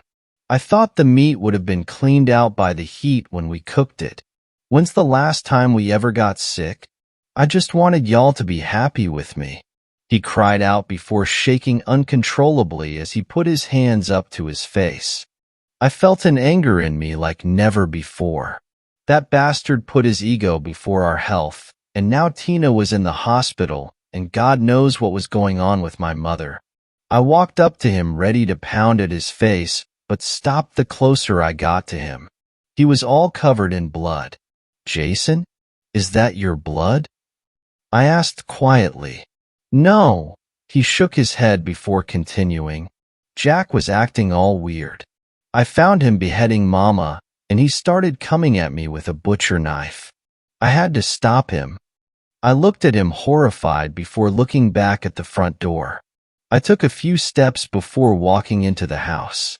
The entire living room looked like a tornado went through it. There was Jack's body laying through what was once a glass coffee table. The entire right side of his face was covered in boils, and that same rash Tina had. I looked away before running to the kitchen bathroom. Buddy, I said softly, trying not to scare him as I gently knocked on the door. The door opened with a slight squeak, and I felt Tyler's body wrap around me. Daddy, I was so scared. I heard a bunch of yelling coming from everyone. He cried out, his body shaking in my arms as he talked. I know, bud. Just close your eyes, and I'll carry you out. We're going back to the hospital to get Mommy and Tina. He merely nodded before I scooped him up. We walked over to the front of the house and started walking in the direction of the car when I started seeing the police lights of Holden's car. He pulled up near me and motioned me to enter the car. You guys okay? He quickly asked. Yeah, man, we're fine, but I wanted to explain, but he cut me off before I could say anything else. Listen, something is wrong. The military is pulling up and setting blockades around town. I had to call on the CDC earlier. Some weird outbreak about some prion disease among the local deer. It drove some people mad and made them do some scary things. I'll take you guys up to my cabin, but I gotta go see what they're doing in the hospital." He spoke as fast as he could.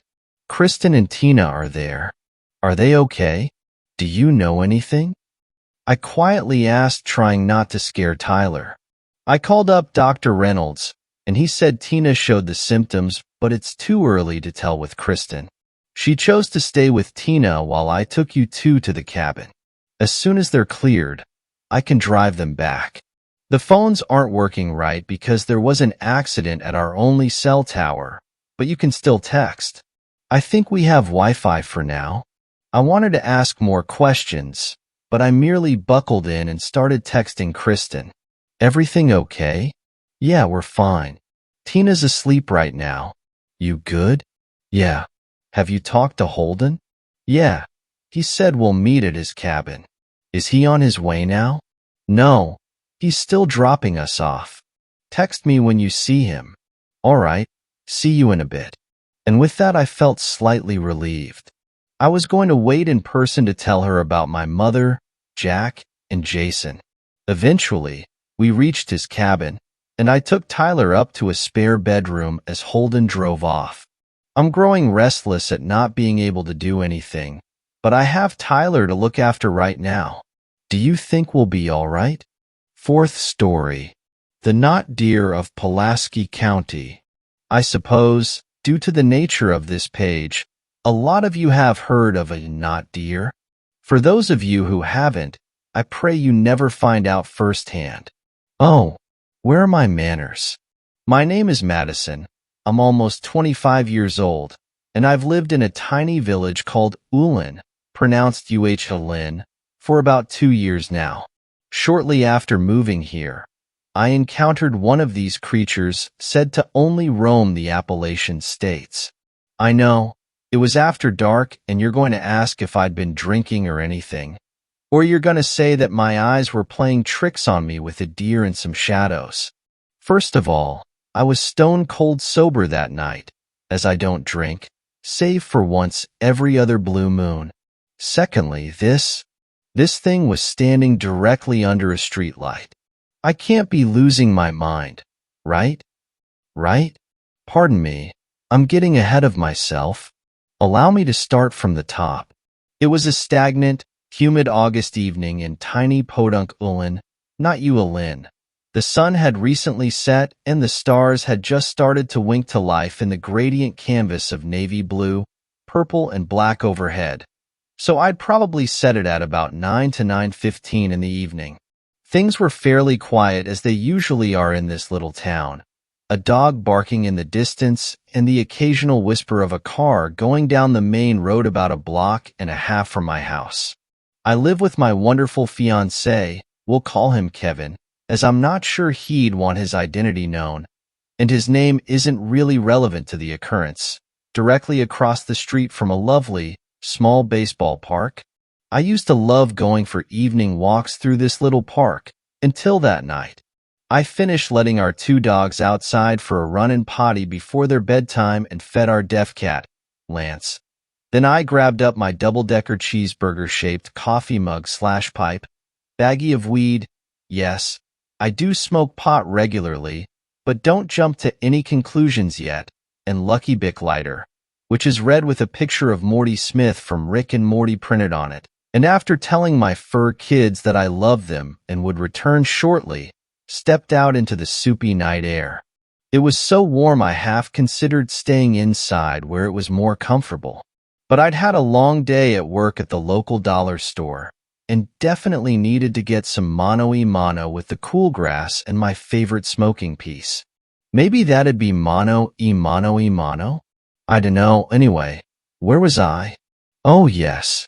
I was crossing the street to hop over the ditch and onto the side of the park, when I heard the strangest, most terrifying sound, something straight out of a nightmare.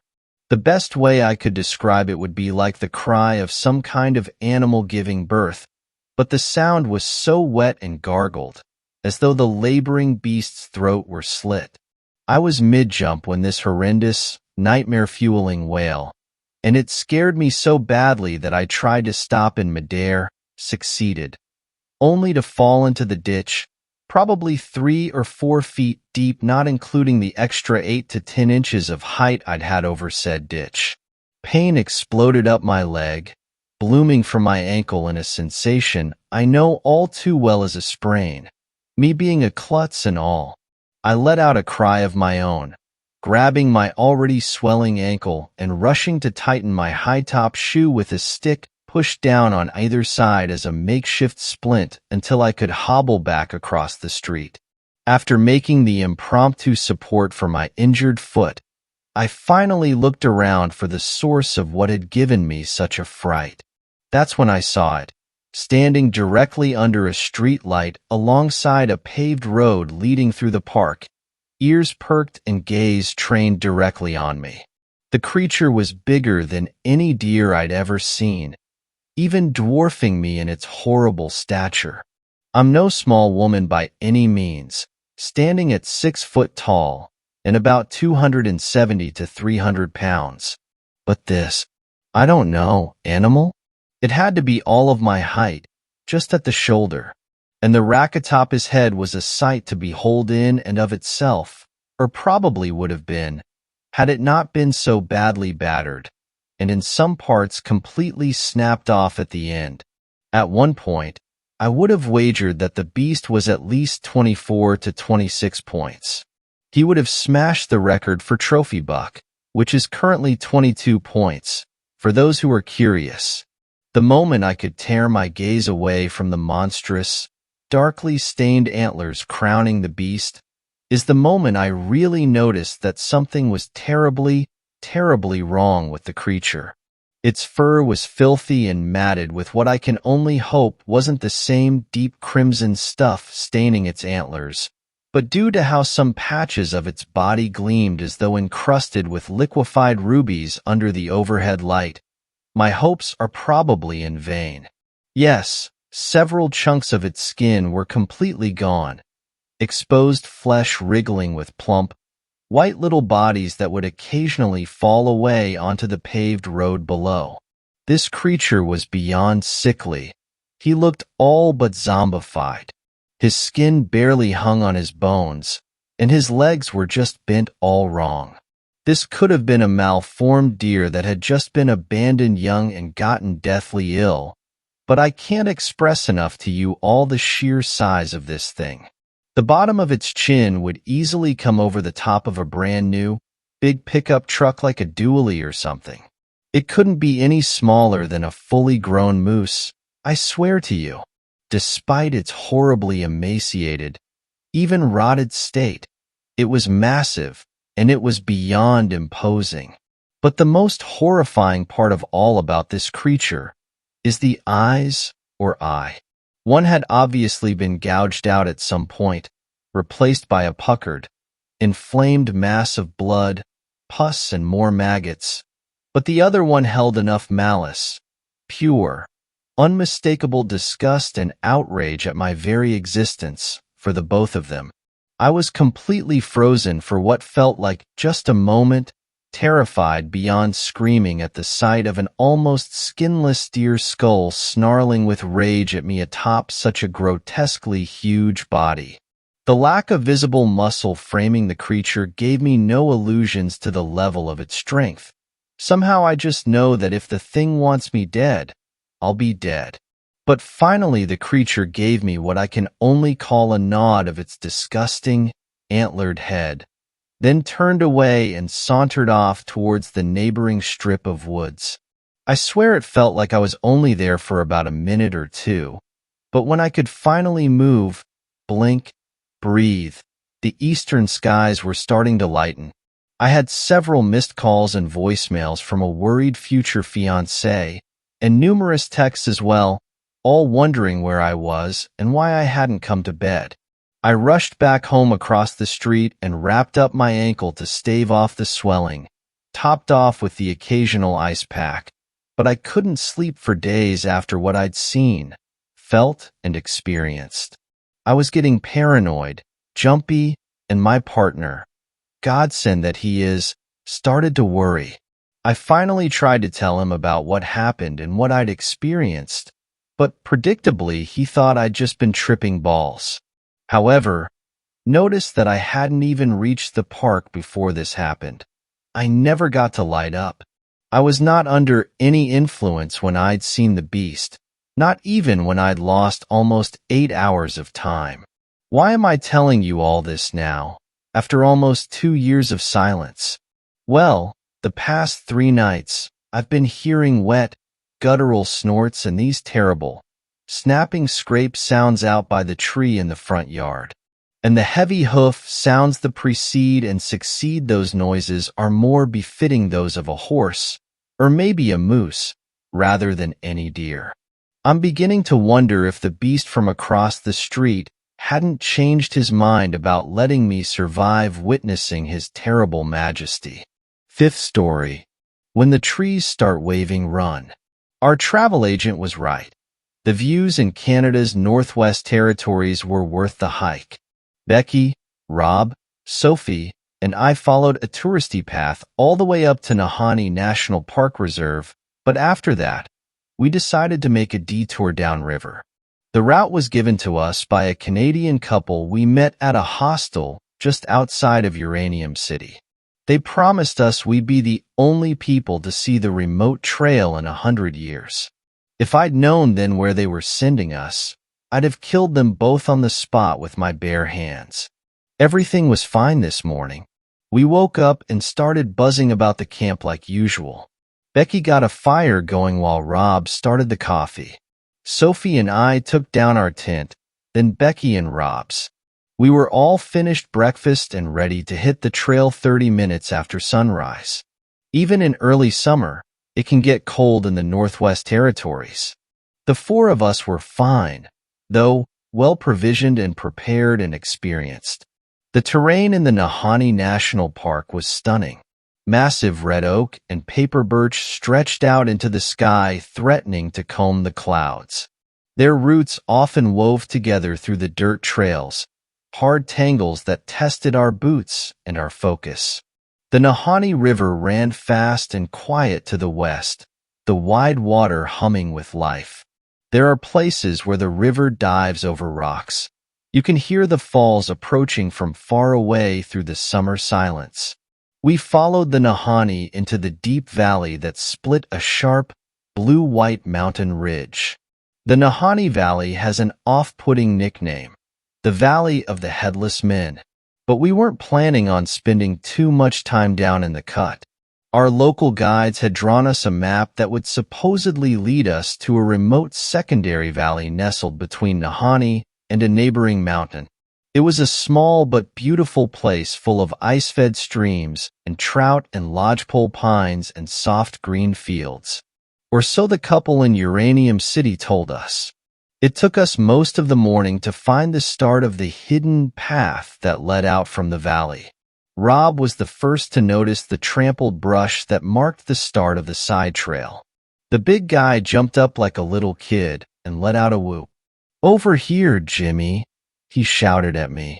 "I think I found the yellow brick road."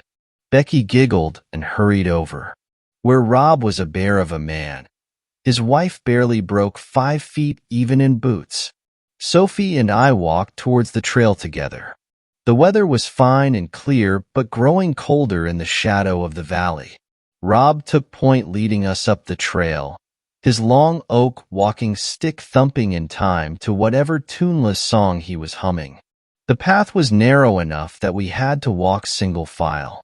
Becky went next, snapping pictures every few minutes as we climbed towards the top of the valley. Finally, Sophie then I brought up the rear. The temperature continued to drop like a stone in a well as we walked.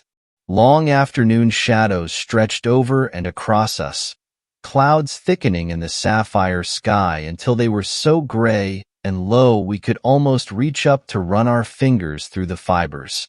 We hiked on for about an hour before the strangeness started. Becky and Sophie were debating the best way to build a fire when Sophie stopped in her tracks. "We've passed that tree before," she said, pointing off trail at a lightning-scarred oak. The 4 of us stood still for a moment. The wind was picking up again, causing the trees on either side of the trail to bend. "That tree does look familiar," I said. The oak was maybe 30 feet tall, bare-branched, and scorched in a line down the trunk. I don't think so," Rob said. "We've been climbing in pretty much a straight line. There's no way we looped around." "The lightning scar, though," Sophie murmured. "Lots of trees out here probably get hit during storms," Becky said. "Let's keep going.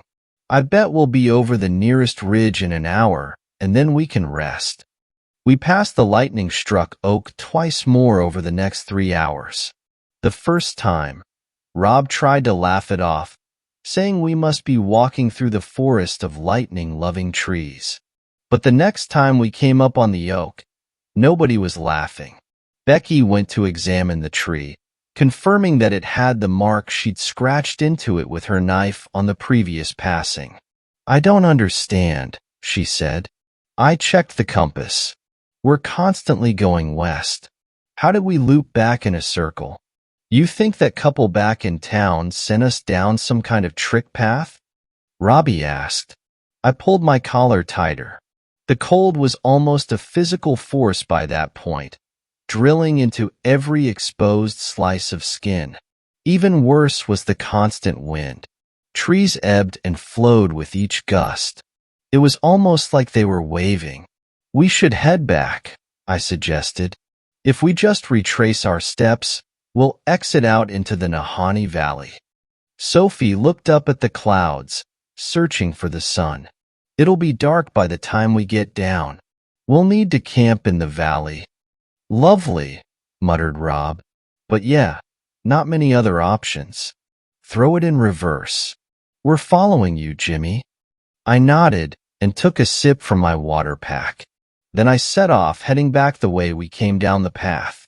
It didn't make any sense. Once we turned around to head back towards the Nahanni River, we stopped passing the lightning tree.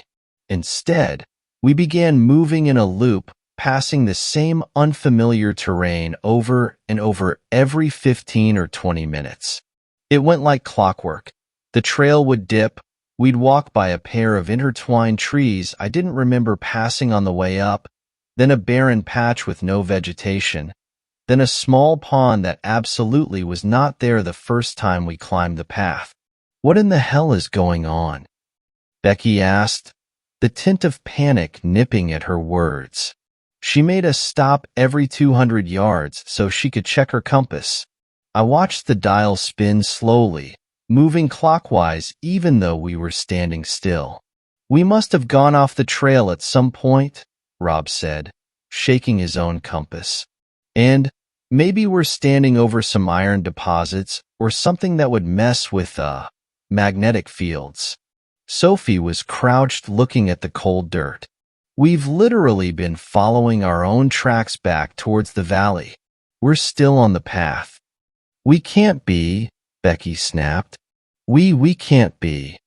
She finished in a whisper. I understood how she was feeling. My own grip on reality was starting to fray. The trees around us were even beginning to look unnatural. They bent almost in half whenever the freezing gusts came through, then fell back, their branches following in a sharp, wooden wake. Cloud cover had dropped to combine with a rising fog, leaving the whole forest in a thick mist that seemed to be closing in on the trail. "I'm tired," Becky said suddenly. "Guys, I'm exhausted. Can we rest?" Sophie and I shared a look, but Rob was already sliding off his pack. "Let's take 15 and just catch our breath," he said. Sophie licked her cracked lips. "It's going to be dark in maybe 2 hours. We should either keep moving or find a spot to camp." "No flatland anywhere I can see," I said. "Just this nasty ridge, heavy trees, that lake." "We shouldn't camp by the lake," Becky said. She was sitting on her pack. "There's something about the water, something wrong. Can't you smell it?" I shook my head and she sighed. "Just give me a few minutes to rest, and we can push on. Either we'll find the exit to the valley or maybe a good spot for the tents." Sophie and I looked around while Becky and Rob rested. We were tired too, but some feeling, made me wary of taking a break. The fog was heavy and cold. Just walking through it seemed to drain the little energy and heat I had left. Have you tried calling for help? Sophie asked me when we were a few steps off the trail, but still inside of the others. I nodded. 3 times now. I can't get any signal. We're going to have to find somewhere to camp soon, or we're going to freeze, Jimmy. I know. This wind. The trees were snapping back and forth faster now. At first, it was like they were waving a greeting, but now it felt like they were frantic. When Sophie and I got back on the path, it took us nearly a minute to shake Becky and Rob awake. Both had fallen asleep sitting on their packs. We can't stay here, Sophie said. I think we should go off the path and set up camp as soon as we hit any suitable space. The moment we left the trail, the ground turned on us. It was like walking through mud, even though the dirt was frozen stiff. The earth pulled at our boots, tripped us, seemed unwilling to let go each time we tried to take a step. We trudged through dense, misty forest. Even the branches and roots seemed to pull at us, to hold us. The 4 of us were all leaning against walking sticks when we reached the narrow creek. I can't go any farther, Becky said, slumping down. I'm sorry. I just can't. Sophie helped her remove her pack. It's okay. Here is probably as good a spot as any for the tents. I noticed that both girls had something wrong with their skin. It was cracked and gray, their faces rough as new leather. When I looked at Rob, I saw he had the same condition. I pulled my gloves off and noticed that my skin was also turning gray and brittle. We need to set up the tents, I said. The wind made it nearly impossible to roll out the fabric, and the frozen ground resisted the tent spikes. Sophie and I managed to make slow, brutal progress, but when I looked over at Rob and Becky in their nook between 2 trees, I saw they had stopped working. The couple sat together, holding each other, both asleep. Strangely, their skin was completely gray at this point, and their legs appeared to sink into the earth. A trick of the fog, I guessed. Sophie noticed where I was looking and moved to help our friends. Wait, I said, struggling to breathe. We need to finish the tent first, then help. Sophie bit her lip but nodded. Somehow we assembled the tent and both crawled inside.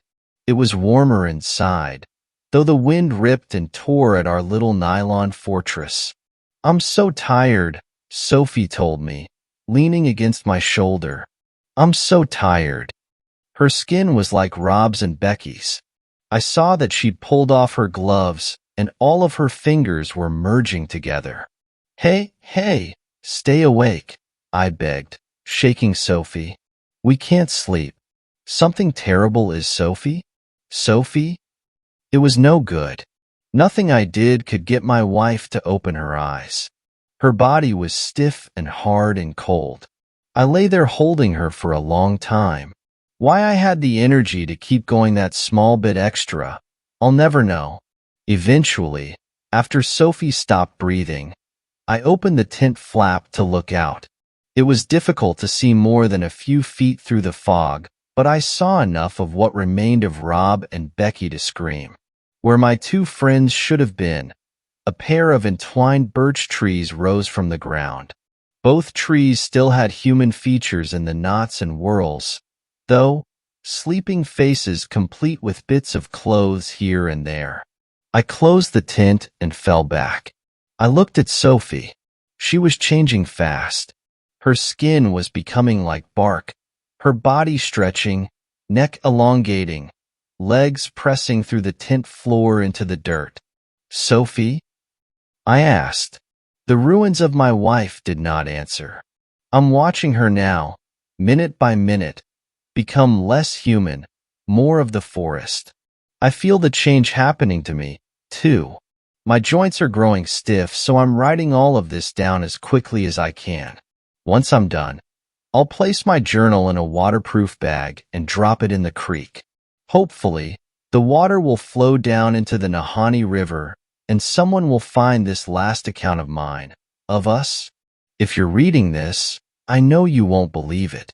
I wouldn't either, not before today. But it is the truth. Robert and Rebecca Astros. Sophie and James Harden. When people come to search for us, they won't find any bodies. Just 4 birch trees growing up through the tatters of a campsite. In the end, there wasn't any pain, at least. I'm going to drop this book in the creek, then I'm going to return. I'm going to hold Sophie close, and then I'm going to sleep. If you're ever exploring the Nahanni Valley, don't take any unmarked paths. Please. When you see the trees waving in the wind, know that it's not a greeting. It's a warning. So I found this journal in a thrift store in Toronto. It looks like it's really been through the ringer. Can anyone verify if there are any known dangers around the Nahanni Valley? Google makes it sound like the place is creepy AF, but I'd love to hear from a local or someone who has visited the area. Thanks a lot for watching the video till the end. Subscribe to our channel Horror in Detail. Drop your opinions/suggestions in the comments section and like the video as it helps with the YouTube algorithm. Welcome, brave souls, to the chilling depths of Horror in Detail, the realm where the shadows whisper ancient secrets and nightmares come to life. I am your guide through the darkness, and on this channel, we delve into the spine-chilling world of Wendigo horror stories that will send shivers down your spine. First story, Wendigo, the Encounter. So I don't really know how to start this, so I'm just gonna spew out some stuff and hope it all makes sense because it sure as hell doesn't to me. Have any of you even encountered one before? If not, let me tell these things are not like how Google or any of pictures you find depicts them, at least not right away. Let's get into it. I'm from Canada, and I live on a reserve that's about 30 minutes from any town, relatively close compared to other places I've been. Well, it's the end of December, and just getting finished with holidays and spending it relatively alone, thanks COVID. I get a call from one of my friends. He wants to go hunting. Well, that's kind of a problem because I've never shot a gun or went hunting before. Pretty pathetic for a Native American if you ask me. But anyways, he tells me he just needs my eyes and another set of legs to help carry whatever he catches. So I agree, making one of the biggest mistakes I would come to regret. So he picks me up in his crappy old Ford truck he uses for hunting, tells me we are going deep into the bush, and we'll find a spot to camp along the way. So we drive about 20 minutes into the woods following what little road is left, and we get to a point where we have to continue on foot. We unload our gear and supplies and carry it till we find a nice clearing with room for everything. After we set up camp, we begin our trek into the woods, going farther than I had gone before. Saw a couple of bucks and rabbits, nothing too spectacular. So we keep looking because he wants the big daddy buck, and we come to this other clearing much larger than the one we are camping at, and something about this part of the woods just feels off. It had a heavy feeling to like the air was thick and just a disorienting aura about this place. But we hadn't caught anything yet and we're getting hungry, so we spot a rabbit in the middle of this clearing. Buddy lines up the shot and bam, we have dinner. So being the one without the gun, I go to get our little dinner in the middle of this clearing and I notice something odd, that it's a perfect circle. No tree stumps, no sign that any human had made this gigantic circle. I also happened to notice what looked like claw marks on the trees surrounding the area. Buddy said it's from bears sharpening claws and marking territory, but the marks were so deep into the trees it seemed off. Anyways, it's dark out now, and we are back at our campsite eating and talking about how crazy this pandemic shit is. I also brought up the clearing we were at and how weird it felt to me. I wanted to know if he felt like that too, or if I was just exaggerating. My anxiety makes me do that sometimes. To which he said, yeah. He noticed the change in the air too and said it made him feel dizzy and worn out, but he also said it just could have been from the long day we had. So on that note, it was time for bed. We both slept in same tent. It's the middle of winter, and bundling up can only do so much, plus he was like a brother to me. It had to be around 1 a.m. when we both woke up to sound of the most horrible scream I'd ever heard. What that fuck was that? Was my first though. I'm guessing my friend was thinking the thing as he looked at me with fear on his face. I know because I was afraid too. So he grabs his gun, loads a round into the thing, and we just sit there for a while and listen. Now I know my friend is at least safe, he's got a gun, but I have nothing. Fear and my anxiety start getting the better of me, so I ask, "Where's the hatchet we used to split wood?" "Out there by the fire," he said, so I tell him I'm gonna open the tent, grab the hatchet, and when I jump in you seal the thing back up. I open the tent, and as fast as I can bolt to grab that hatchet. As I go to turn around with hatchet in hand, I'm quickly greeted by my friend shoving me down by the back of my neck. He put his finger up to his mouth to tell me to be quiet, and we listen. In the distance, I can hear the slow sound of crunching snow and a faint, high-pitched guttural growl. Now I'm in full panic mode. We don't even have to say anything to each, cause we both know our hunting trip was over and it was time to leave. All we had to do was make it to the truck in the dead of night. It sounded so easy. But it wasn't, and I knew it from the moment I heard, "I'm gonna fire a warning shot." Before I could even open my mouth to tell him, no, it was too late. The shot rang in the distance, and for a moment there was silence. Then we heard it, a scream so soul-piercing it felt like it lasted forever. It definitely echoed and lingered much more than this gunshot did. It was petrifying. I'd never heard such a haunting scream before, that I was literally frozen in fear. Then we could hear whatever made this scream was charging right for us, with the sound of crunching snow getting closer and closer. We looked at each other and just ran in the direction of the truck, frantically sprinting, calling out to each other to make sure the other hadn't fallen behind. "We're almost there," we kept telling each other as we are weaving through trees, making a beeline to the truck, trying to ignore the sound of this growl that sounds like it's right in my ear. But I can see the truck. We're gonna make it. We're getting out of here.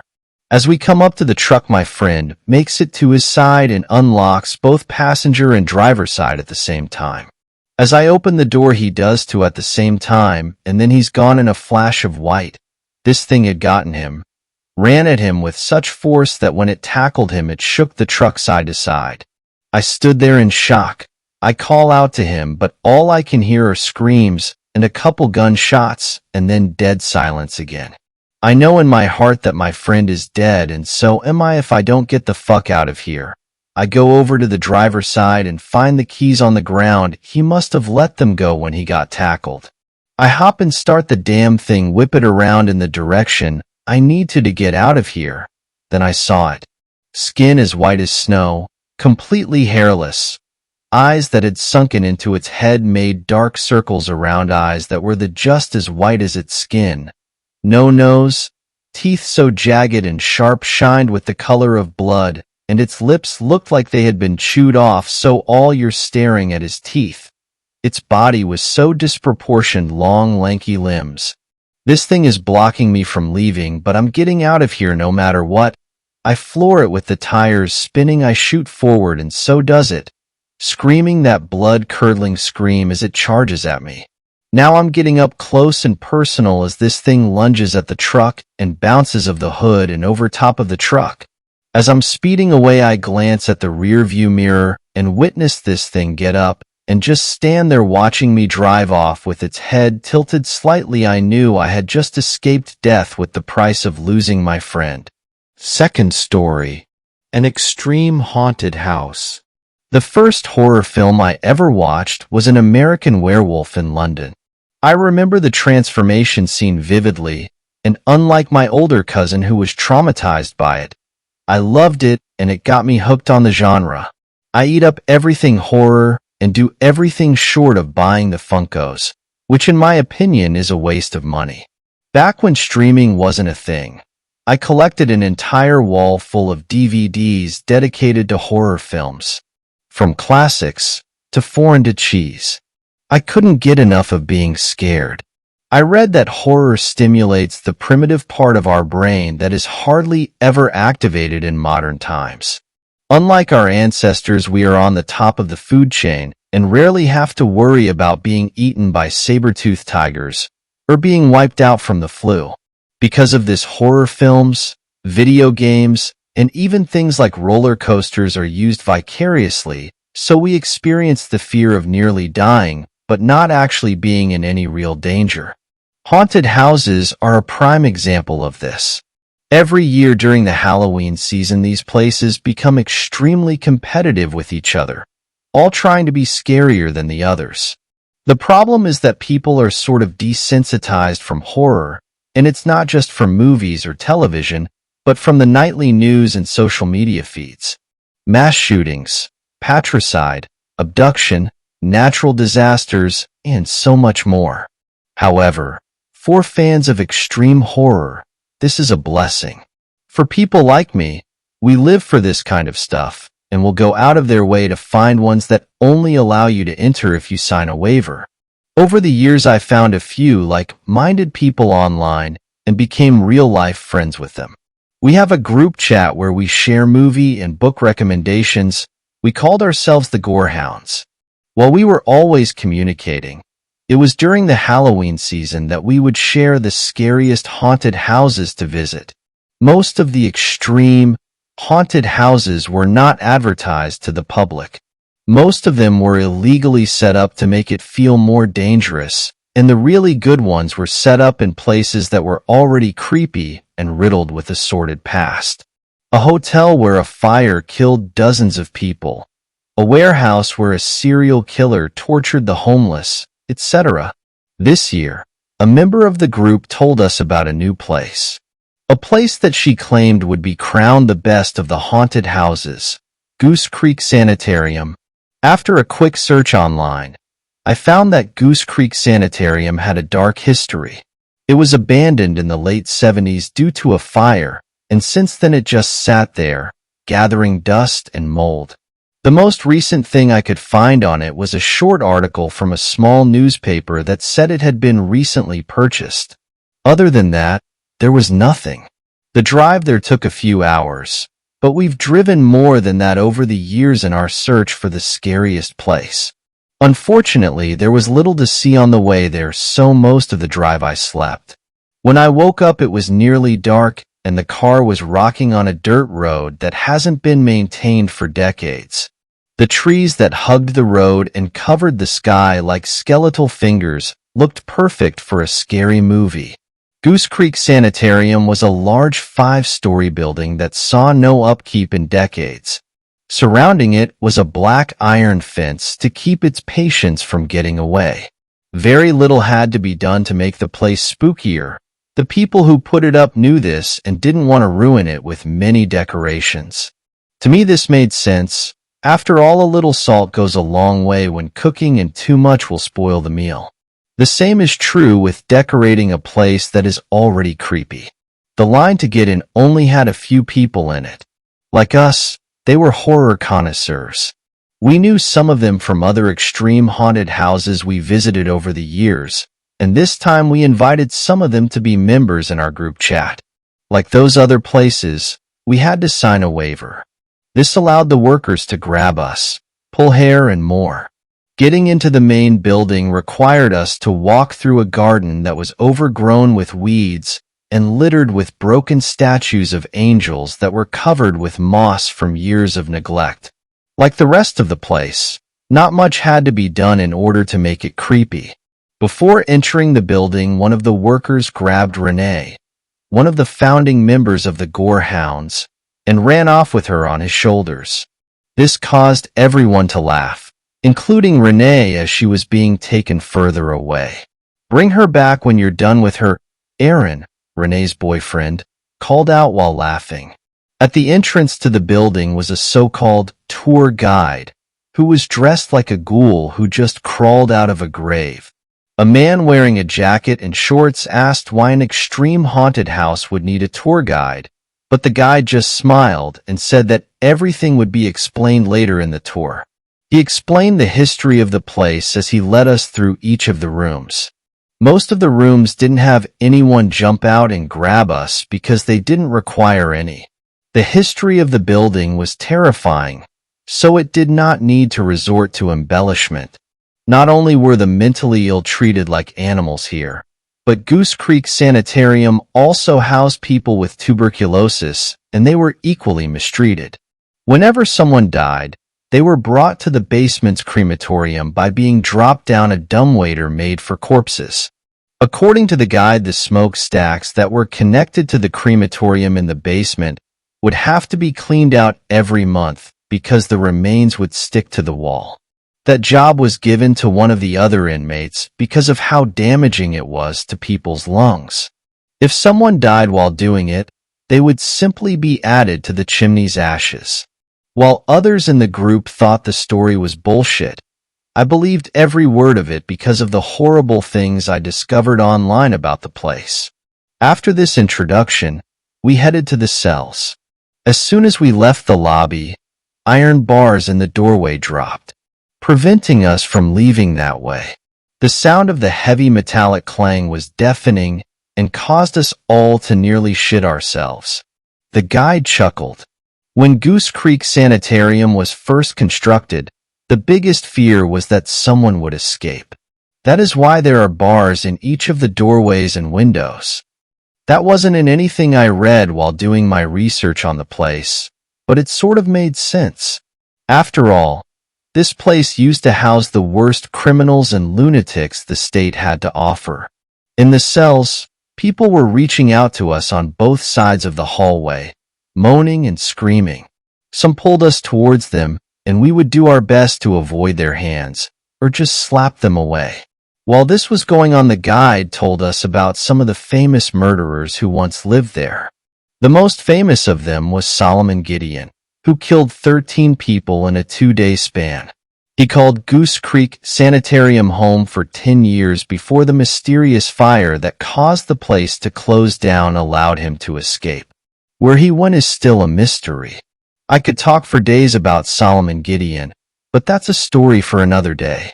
While being told all of this, a man wearing a dirty surgical mask came out of one of the hallways, grabbed someone I didn't get the name of by the hair, and dragged him away.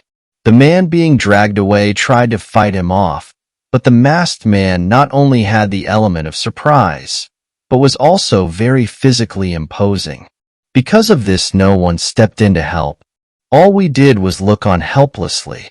We all signed up for this. As we left the cells, more bars fell, preventing us from leaving the way we came. Deeper into the bowels of the sanitarium, we came across what I assumed used to be the mess hall. When we walked in, it seemed to me that the inmates had taken control of the asylum.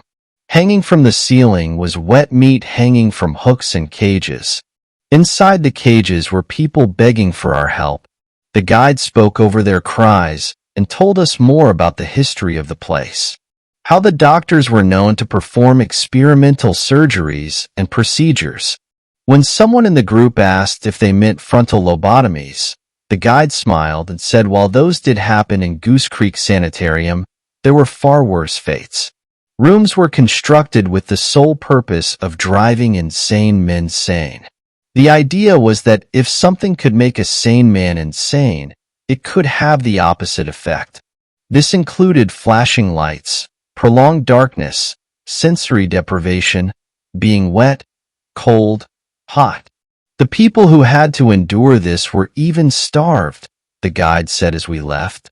Again, more bars fell down preventing our escape, and I would be lying if I said that I wasn't scared by this. Our next stop was one of the operation rooms where blood was splattered around, making the place look and smell more like a charnel house than a hospital. I didn't think much of this. After all, it isn't uncommon for extreme haunted houses to use ground beef and the blood that comes with it as decoration. The guide told us to look around and that we would meet back up at surgery room 3 in 30 minutes. We stayed in small groups and wandered around a little, all the while having our hair and clothes pulled by people wanting to be freed. Their makeup is Hollywood level, Andrew said, pointing out someone who looked to have been a captive for weeks. She was so thin that I assumed that she was a recovering drug addict or a method actor, and her dirty white dress highlighted the fact that she was as pale as a ghost. The more we explored, the less we saw the other groups that were with us. Occasionally we heard screaming, but we couldn't be certain that it came from them, or the actors locked away in their cells, or tied to steel gurneys. After 20 or so minutes went by, I noticed that the guide was nowhere in sight. I was concerned about this, but the rest of the people in my group assumed it was just part of the show. He abandoned us so we would have to escape on our own, Aaron said as he started making his way back the way we came, forgetting about the iron bars. Making our way back to where we last saw the guide, we looked for an escape route. At the time we were relieved. After all, up to this point, it wasn't overly scary. Now that we were left to find our own way out, we felt that it was about to get good. We spread out to look for a way out, but kept close enough to each other so we could hear if one of us called out. After a while, I came across a dark hallway that had 6 different directions to go, including the way I came from. Calling out to the rest of the gore hounds, we met in the grand intersection of hallways. Some of us wondered why the hallway was designed like that, but Andrew was quick to scout ahead to find a way out. Before he could open the door at the end of the hallway he chose at random, one of the women from the other group barreled past that door and ran by us. She didn't even try to stop or to explain herself, and the look on her face was pure horror. Under usual circumstances, we would have followed her just as quickly, but we came here to get scared, so we went in the direction she came from.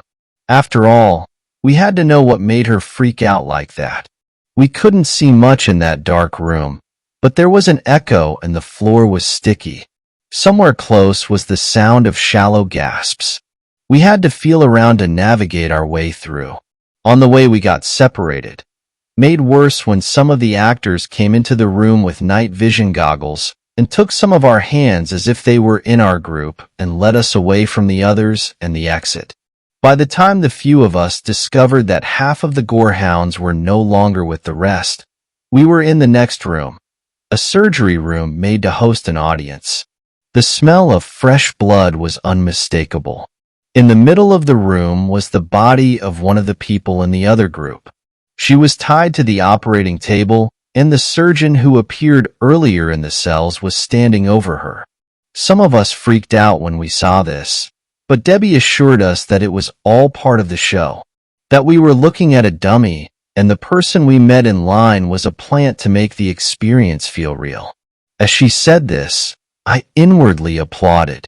We all had experienced extreme horror houses before, but we never came across anything like that before. In the distance, there was the sound of someone yelling orders in a bullhorn. "Stay where you are, don't come any closer," and more. There were even a few gunshots. We all froze, wondering if this was part of the show too. If it was, it didn't fit the rest of the experience. The surgeon aimed his scalpel at us and warned us not to move before running out the door towards the shooting. Naturally, I didn't listen and went to look out into the hallway. I thought this was all just part of the show. However, when the surgeon started stabbing the officers before getting gunned down, I knew it was real. After the raid and the police took everyone's statements, we were let go. They promised to do all they could to find Renee and the others that went missing, but after 2 years we don't have much hope in finding them alive. In the days that followed, details of what happened emerged. In the 10 days the haunted house was up, 36 people went missing and at least 14 were murdered. The man responsible for the haunted house was best friends with a shady prison warden. The two of them had a deal that the warden would supply prisoners to make the horror experience authentic for an unspecified amount of cash. Those acquired from the prison included 8 murderers and 10 violent offenders. The worst of it, though, was a known cult leader who would dine on the blood of his sacrifices and must have recruited the others. Why this person ever saw the light of day is a mystery to me. 7 of these people were killed in the raid. The rest are among the missing, including the man who paid off that warden. Aaron killed himself a few weeks after that night.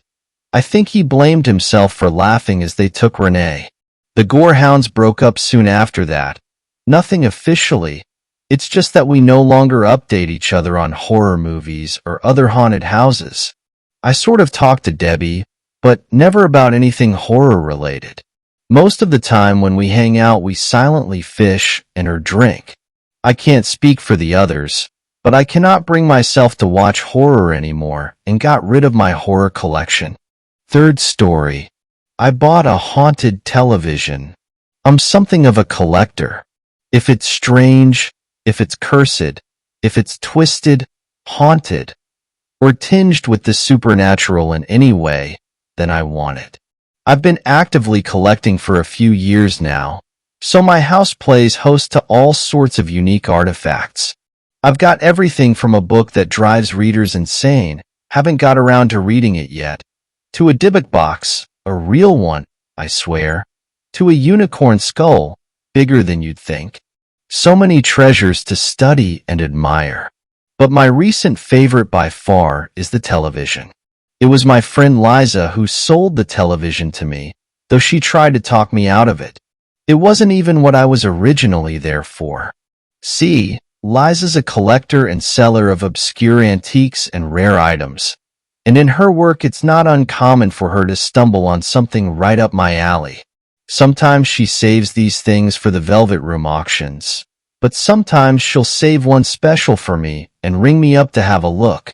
That Friday morning a few weeks ago, she left me a message about coming to see a vintage book of spells supposedly kept by Jack Parsons. I already have an entire bookcase of just spell books, but given that Parsons was an occultist of notoriety, I was intrigued by it for its historical significance. So I threw on some clothes, told the dog to keep an eye out while I was gone, and drove on over to Liza's.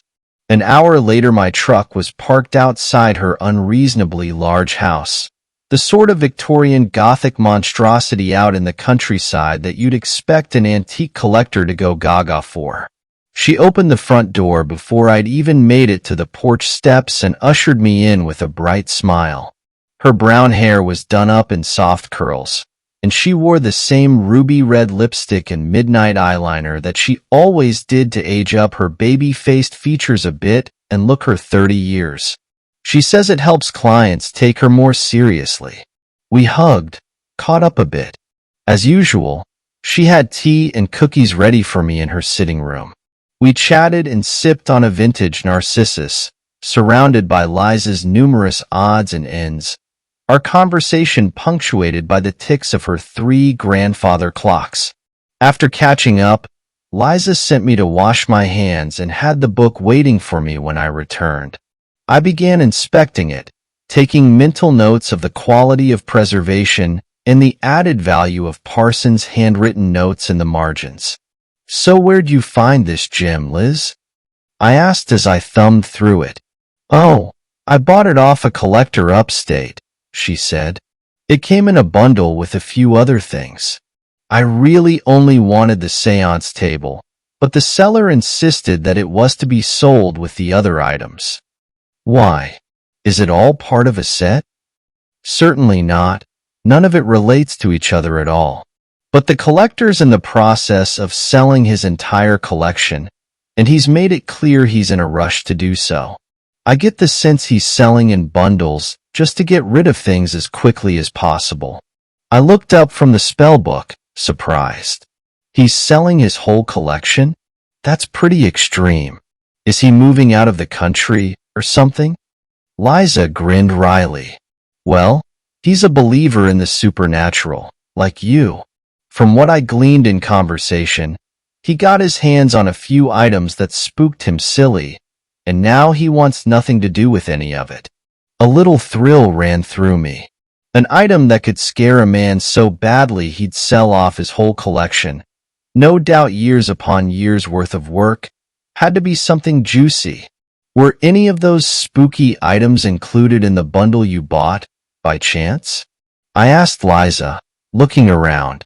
There was one included that he was complaining about. I put it here somewhere. There. Liza walked across the sitting room, heels clacking on the floor. Nestled between the aforementioned seance board and a potted Norfolk pine was a squat object draped in a sheet. Liza pulled the sheet off to reveal the television.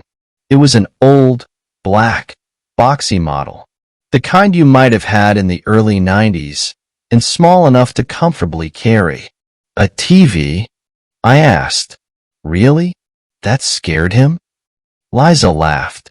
I had to do a bit of prying to get it out of him, but he claimed he could hear demons through it, or something like that, and insisted it can't be left on for long. Immagine. Voices from the other side reaching out through the TV. A quintessentially modern ghost tale. I think the poor guy got carried away with some whiskey while flicking through channels, is all. So you don't believe him? I don't. Liza shot me an amused look. But I'm guessing you do. Let's just say I'm curious. Curious enough that I'll buy it along with this, I said, closing the spell book. 5,000 for the book, and I'll throw in 1,000 for the TV. Liza's eyes went wide. AC, darling, I can't let you do that. The book? Sure. But the TV is junk. Believe me, I've had it sitting here a week and I haven't heard any demonic voices. I was going to take it to the dump tomorrow. Nevertheless, I want it. It's a waste of space. It barely even turns on. Still want it. For goodness sake, you ridiculous creature. If you really want the damn thing, at least let me give it to you free, Liza said, exasperated.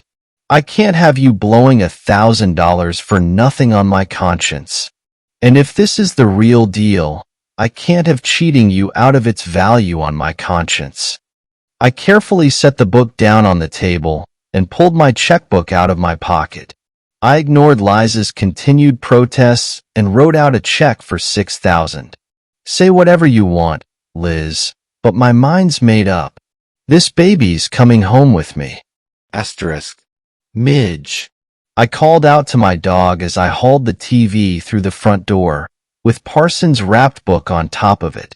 I slammed the door shut behind me with my foot and called again. Midge, come down. Seconds later, I heard the staccato beats of Midge's paws bounding down the stairs as she ran to greet me. Midge is a mutt, mid-sized with soft yellow fur and the cutest curlicue tail you ever saw. That's not why I picked her out at the pound, though. What really makes Midge special is her left eye, milky white and blind. Over the last 2 years, it's served me as wonderfully as I hoped. It sees things before I do. Good girl, Midgie. I cooed down at her, carrying the TV into my study. She trotted by my side with her tail wagging. I got us something real neat from Liza today, and I'd like you to help me take a look if you don't mind. I set the TV down on my desk, sweeping aside old papers and journals. I put the new spell book with the rest in the library, then came back and plugged in the TV, feeling ready to burst with giddiness. The TV crackled to life, its thick glass screen filling with gray static. I turned the volume up high and stared at that little square of static with anticipation, and stared, and stared, and stared some more. It briefly occurred to me that I may indeed have just blown $1,000. Midge was behind me, idly sniffing around at some taxidermied specimens I had behind the study door. Midge. Sì, mia. I called her over, impatient. She hurried over and licked my palm. I crouched down next to her, scratching behind her ear as I pointed up at the TV. See anything? Midge's gaze followed my direction, her good eye and blind eye both fixed on the screen. A few seconds passed without her reacting. She blinked her good eye. Then she went dead still. She continued staring up at the screen, her lips curling up to bare her teeth as she let loose a low, ragged growl. The TV speakers sparked and fizzed, prompting her to growl louder. Her ears went back and she barked viciously up at the TV. I burst into a smile and scratched behind her ear again. I grabbed her a treat from the bag on my desk and gave it to her. Good girl, Midge. Very, very good girl. Now run on upstairs. Midge, protective though she may be, was only too happy to obey that command. She zoomed out of the study so fast you'd think she was the Flash. I stood up and grinned at the TV with a little wave. Howdy. Nothing but static. There's no use hiding. I leaned in closer. I know you're in there. How's about a little chat? Static. I heard you're the talkative type, so go on. Talk. I'd be very interested in what you have to say. I grabbed a nearby notebook and pen. Static. All right. Have it your way. You'll want to talk eventually. I shrugged with a sigh and turned to leave the room. I glanced back at it over my shoulder just before walking out. If there's anything you and I have in common, it's that we've both got all the time in the world. Asterisk. I left the study door open and the TV on the rest of the day, waiting for whatever was in there to reach out. All throughout the house, I could hear the faint crackle of static as I went about doing chores and working on projects. Midge didn't venture downstairs once. The sun went down. Once darkness fell in and around the house, I finally heard it. A single, raspy hello from the study. I grabbed my notebook and pen and ambled over, triumphant. I walked into the study and shut the door behind me. The study light was off, so the only light in the room came in the form of the TV's cold, blue-tinged glow. The air swelled with the relentless fizz of static. I stepped closer, squinting into the senseless visual noise that continued to play within the cramped confines of the TV screen. After a moment of staring, I saw a faint shape hidden in the static. The barest outlines of a head, a nose, a mouth. Ready to chat? I asked it. My own voice sounded alien among the sound of static. The head tilted. Who are you? Its voice sounded borderline feminine, yet hollow and discordant, like corrupted audio. Just a friendly collector and inquirer, I said, flipping the notebook open to scribble notes and observations. I would never be stupid enough to give this thing my name. The better question is, who are you? A demon? A ghost? The voice hesitated before answering. I'm a movie star. I paused in my writing. Pardon? I was in the movies, it said faintly, then with more conviction. Yes, I was in the movies. With all the power of a million eyes on me. That is indeed a lot of power. But I need a more specific detail to buy that claim. Like your name. It twitched. I don't remember. What a shame. What do you remember then? I remember the table. The five-pointed star carved into it to mirror the black sun. I remember the blood-tempered blade. I remember the television on and hooked to the camera, so I could catch the moment forever. I remember I wanted more. More of what? More of everything, of course.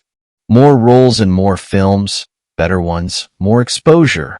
My name on more tongues and my eyes in more dreams, more knowledge. To know and be known is power. Re-IGHT. Think I'm getting the picture here. I grinned and tapped my pen against my chin. Toying with forces you thought you could control, fumbling the ritual. You wouldn't be the first. So what sacrifice did you try to get away with half-assing?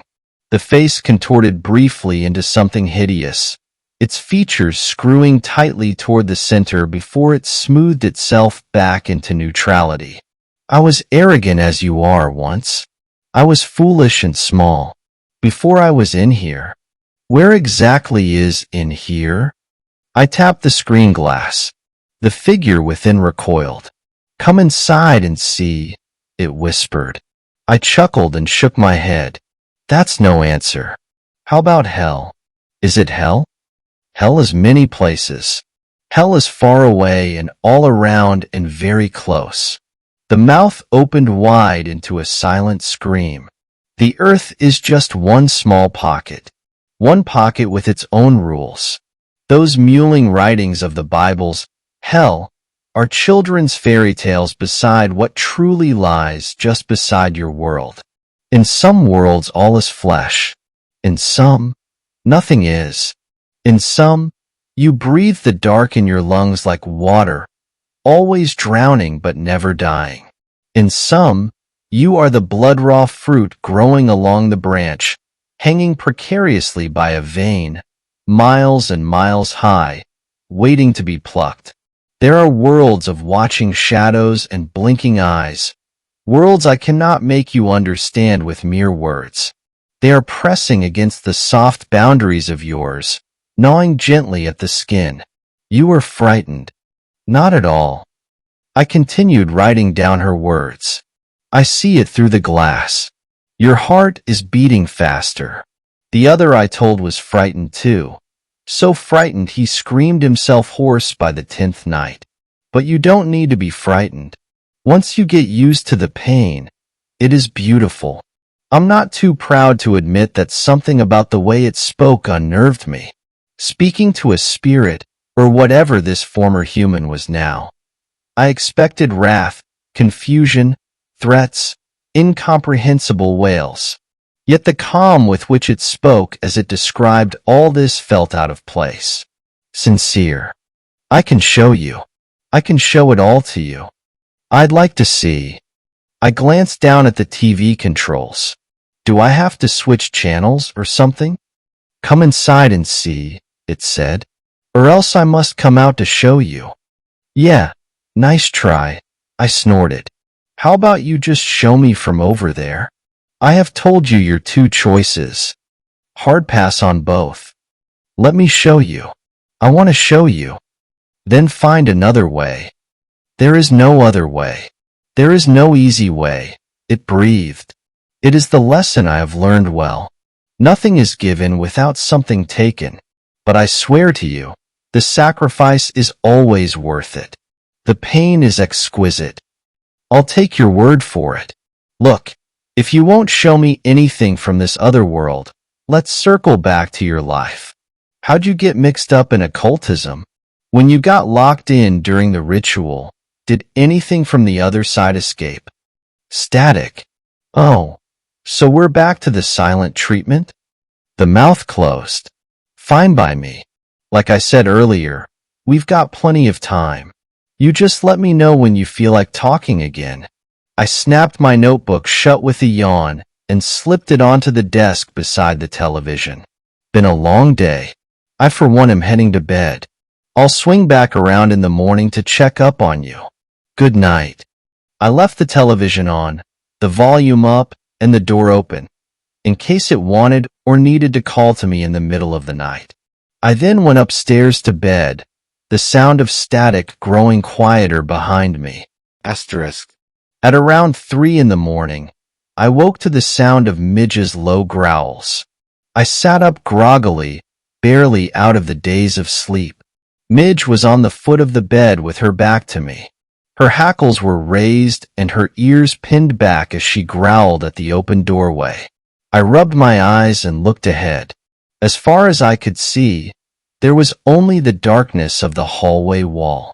But there was also the sound of static, just a little louder than before. I went still. Midge's growls grew louder as she glared at the doorway. So too did the static. Then a little louder, and a little louder. A blue glow, so faint I very nearly couldn't see it, shined out of sight down the end of the hall, where the stairs would be. As the static continued to grow louder, the blue glow continued to grow brighter, and Midge's growling grew desperate and more frantic, her entire body trembling. Louder, brighter, louder, brighter, louder, brighter. And then it was standing in the doorway. I froze in place, my stomach lurching as I stared at what had escaped the TV. I trembled as badly as Midge. It was a faint, ever-shifting shape, all draped in static. There were the barest outlines of a head, a nose, a mouth. All else was impossible to describe.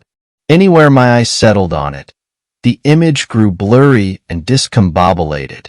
There was a constant visual flux that gave me the sense that it was not the thing before me that failed to be seen, but my own primitive eyes that could not process the sight.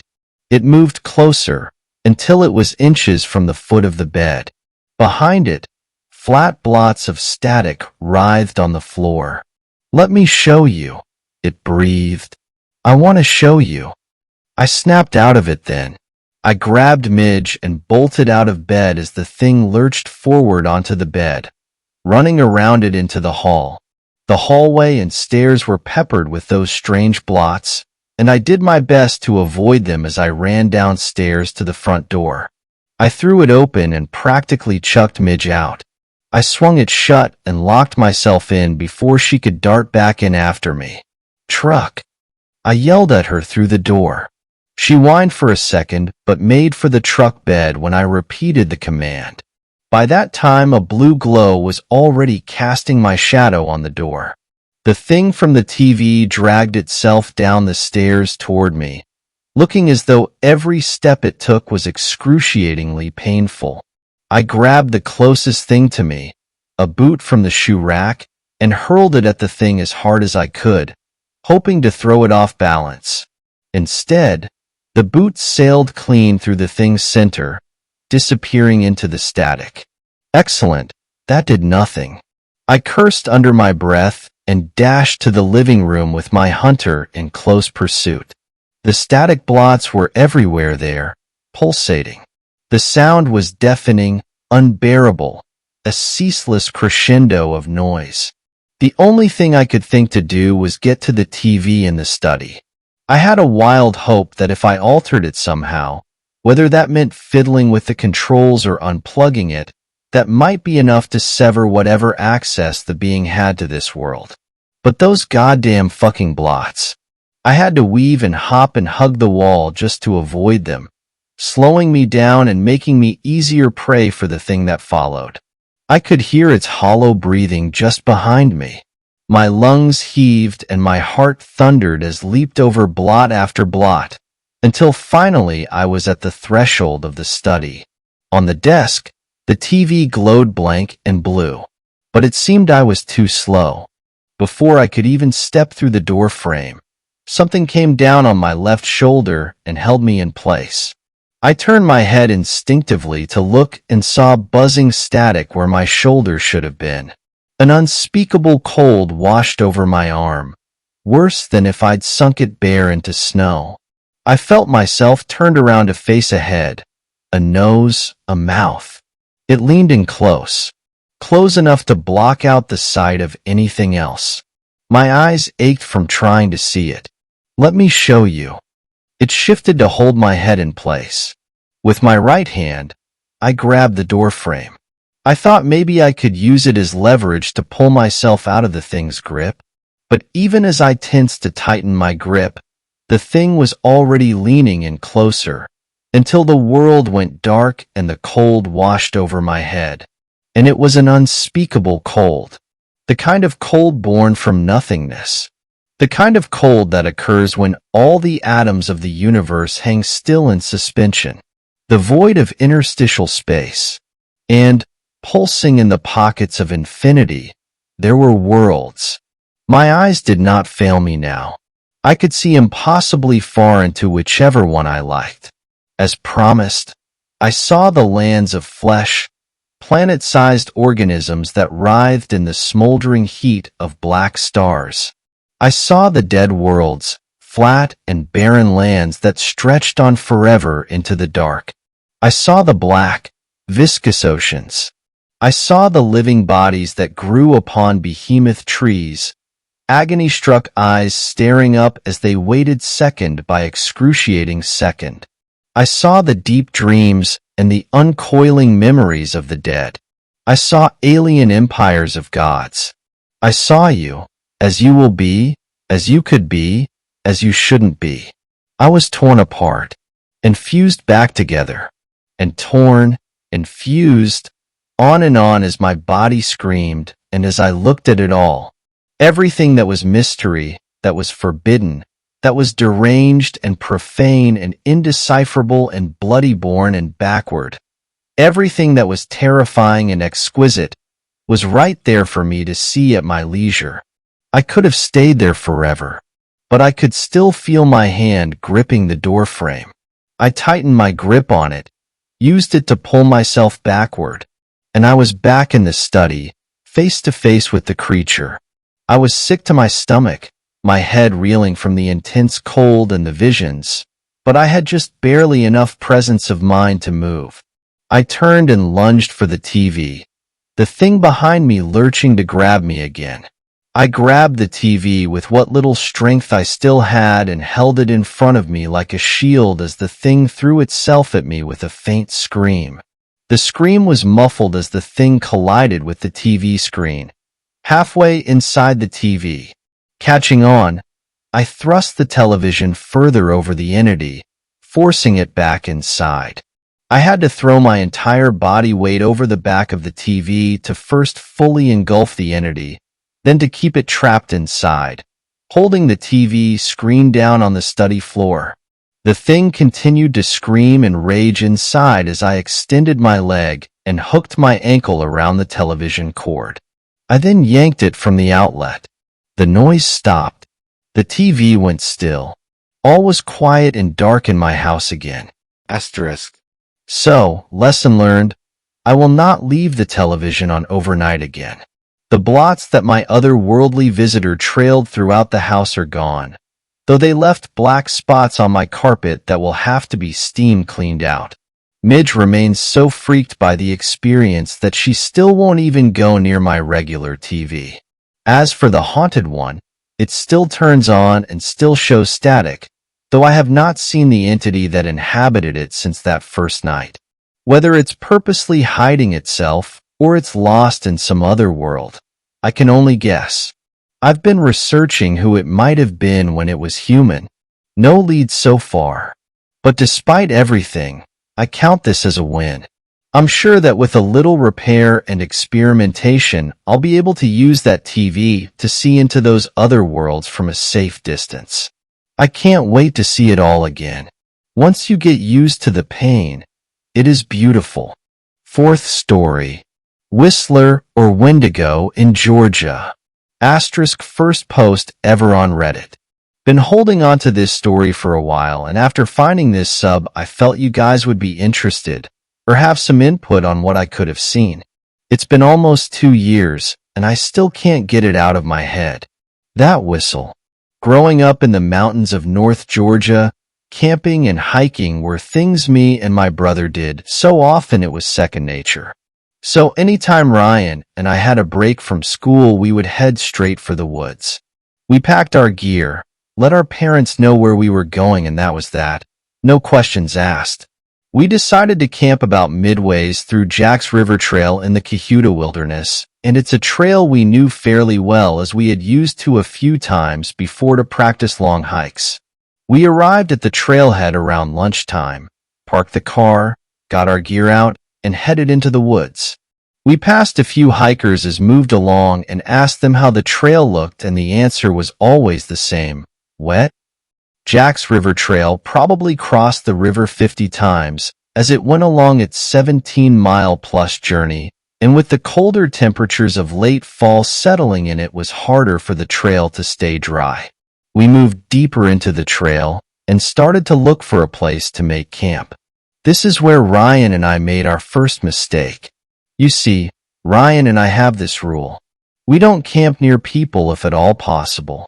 Call us paranoid, but the last thing we want is for someone to drag us out of our tents and into the woods never to be seen again. So we always camped a pretty decent ways off of the trail and in the area that wasn't popular with overnight camping.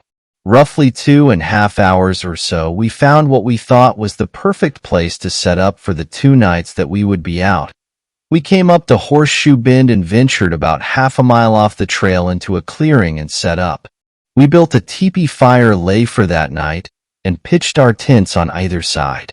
After setting up and unloading, we decided to walk back to the trail and go exploring around some of many swimming holes Jack's River had to offer. This was during Thanksgiving break, and I remember being surprised at how few people were on the trail. Maybe it was the weather or the fact that this was early in the week, but there didn't seem to be anyone hiking, much less staying the night. Around 5 o'clock, Ryan and I headed back to camp to start our fire, make dinner, and settle in for the night. As soon as the sun began to set, the cold rushed in. We added more wood to the fire, sat close, and just enjoyed conversation. Ryan was 2 years behind me in school. I was a senior, and he was a sophomore, but growing up we had always been close. We always hung out in the same groups, played the same sports, had the same hobbies, etc. Around 9, we were settled comfortably around the fire. I had just texted our mom to let her know we were safe and getting ready for bed, and I remember we were talking about dreading going to our grandparents' house for Thanksgiving and having the same awkward conversations we had each year with family we only saw on holidays when things started to get strange. We were no stranger to sounds in the woods, and these woods were full of animals, from deer to black bears and even the random wild boar. If you were in the woods enough, you learned to distinguish certain sounds, and what we were hearing I can only chalk up to as odd. What Ryan and I heard was what sounded like someone sneaking around slowly just out of eyesight. With an animal walking on 4 legs, you hear a tighter group of steps, but what we were hearing sound very distinct to what a human sounds like when walking slowly or trying to move without making much sound. I remember we both pulled out our flashlights and shone it in the direction we felt the sounds were coming from, but that is what was so weird. Whenever we would fix our lights on a spot, we thought the sound were coming from the location of the sound would suddenly change. It was as if there were multiple people walking around us. That's when the whistling started. At first I thought it was the wind, and I remember thinking maybe the wind is just throwing leaves around, and what we are hearing is nothing but the wilderness around us. Ryan looked at me and asked if I was hearing that. I didn't answer and was trying to focus hard on each individual sound. 2 consecutive notes with roughly a 3 to 4 second gap, and then 2 more consecutive notes. Over and over again. Ryan kept asking if I heard that, and I put my finger to my lips trying to keep him from talking. The fear I felt was incredible. My jaw was tight, my fist clenched, knowing I wasn't ready for whatever was out there, if it was anything at all. The whistling continued for what felt like forever, but thinking it through was maybe 5 minutes when Ryan finally yelled out into the darkness, "Hey! Quiet!" The whistling stopped. The crunching of the wood stopped. Nothing. I was pissed. I looked at Ryan with a, "What the hell?" look, and he shrugged his shoulders. "I had to do something," he said. I just shook my head. We sat there in silence for a few minutes when the woods erupted with noise. Something or someone was running in a circle around our campsite. The whistling came back. 2 consecutive notes with the same 3 to 4 second gap, and then 2 more consecutive notes.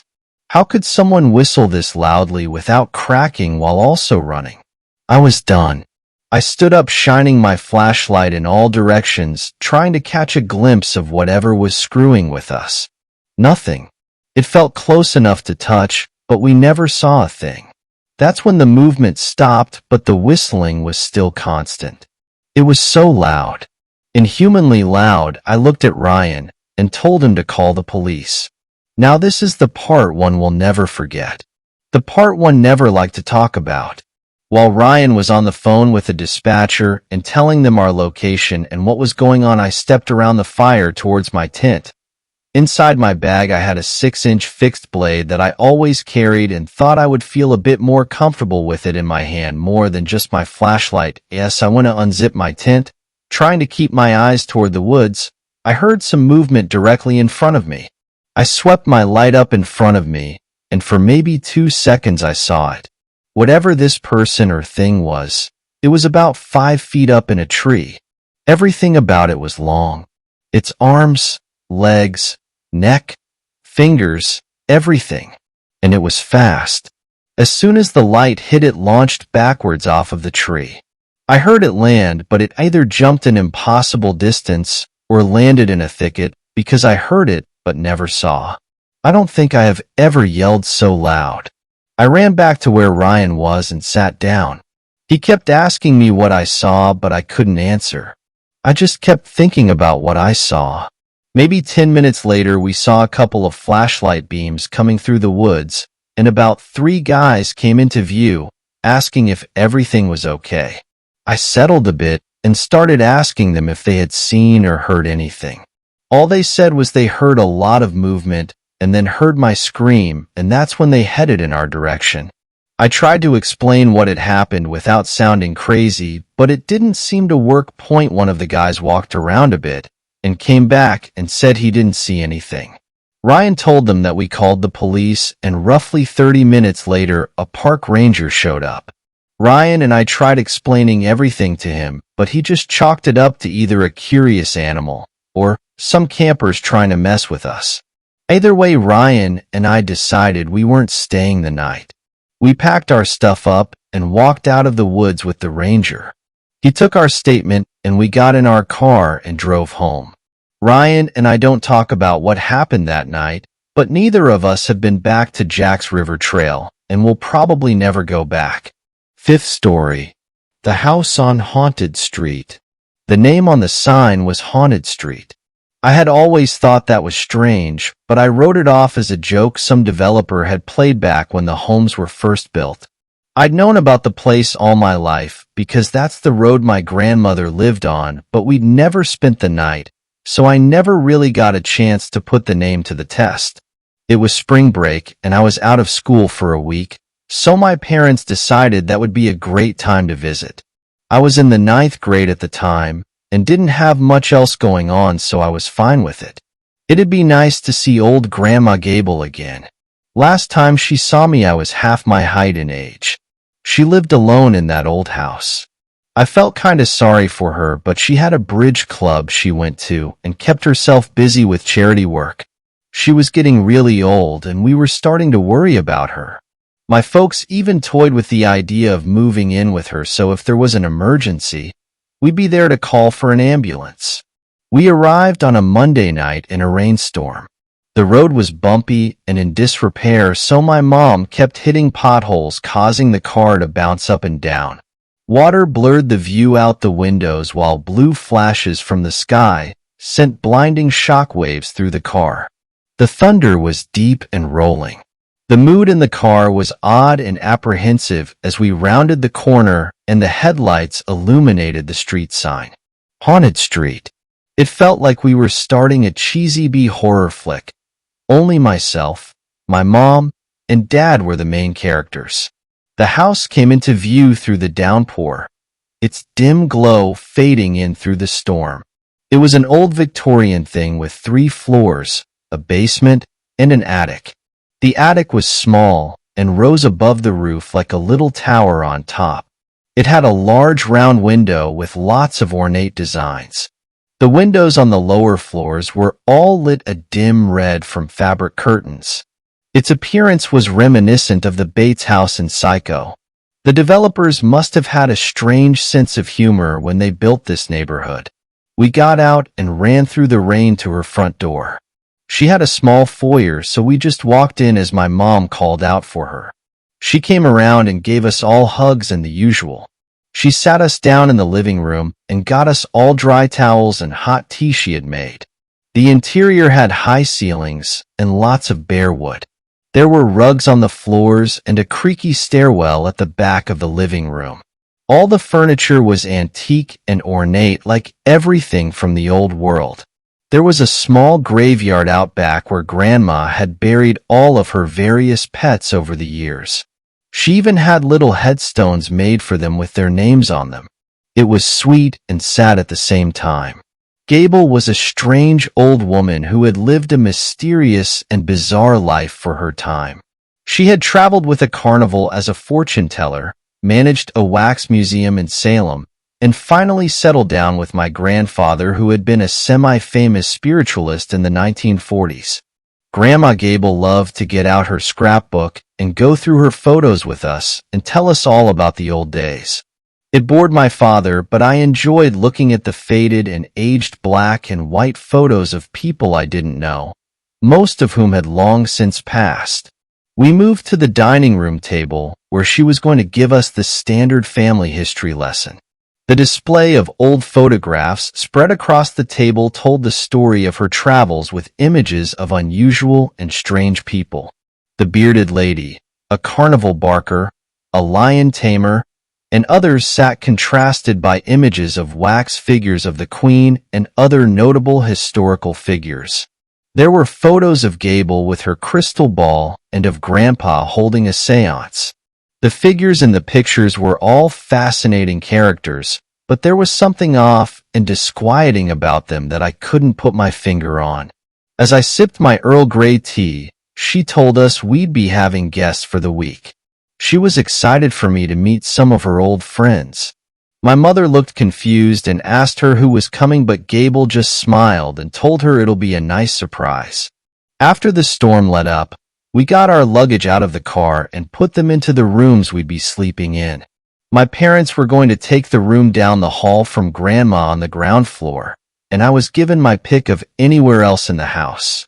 For some reason, I thought the third floor would be fun, up away from the others with a view out the window that looked over the front yard and street below.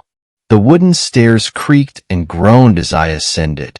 I wondered how long it had been since the wood had endured the weight of a human body. At Gable's age, it was unlikely she'd ventured up them in some time. The second floor was dark and quiet. I peered down the hallway at the row of doors. A sense of some presence there arose within me, followed by a chill and mild fear.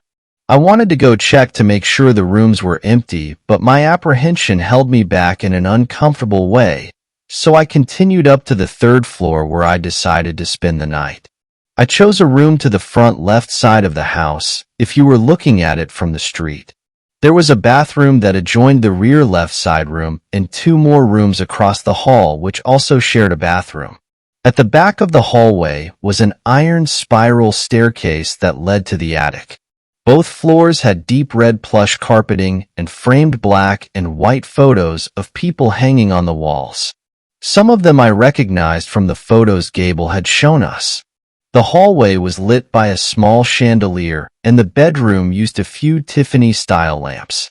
The wood beneath the carpet creaked and bowed as I walked across it, making me wonder if choosing the third floor on such an old house had been a mistake. I tested the bed, and it seemed solid and secure on the floor. I decided I probably wouldn't fall through if I sat on it, took the risk, and found to my relief that it was safe. It was late, and so I climbed under the covers and drifted off to sleep.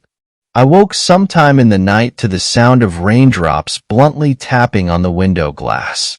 I could reach the curtains without getting up, and so I pulled them back and watched the watery spectacle backlit from the streetlight below. The light rain was calming with its muffled tones and distant thunder. I was cozy under the covers and glad to be out of the wet, chilly night air.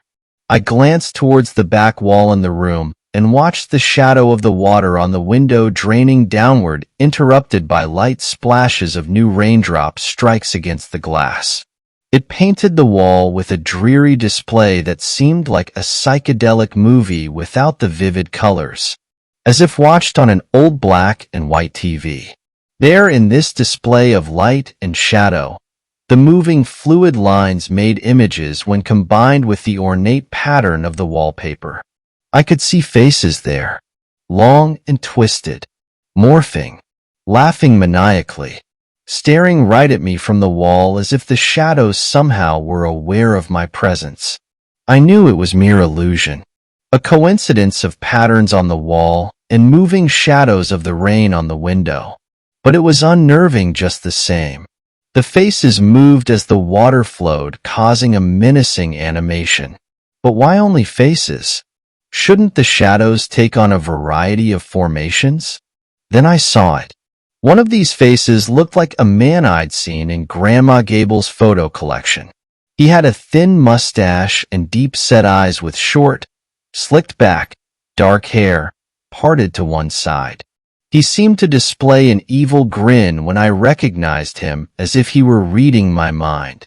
Just out of a perverse curiosity, I thought to myself that if he really were reading my mind somehow, I asked him to nod. Just then some wind kicked up and several gusts blew the running water on the window up and down, causing the shadow to nod and laugh. This freaked me out so much I sat up in bed, turned on the light, and closed the curtain.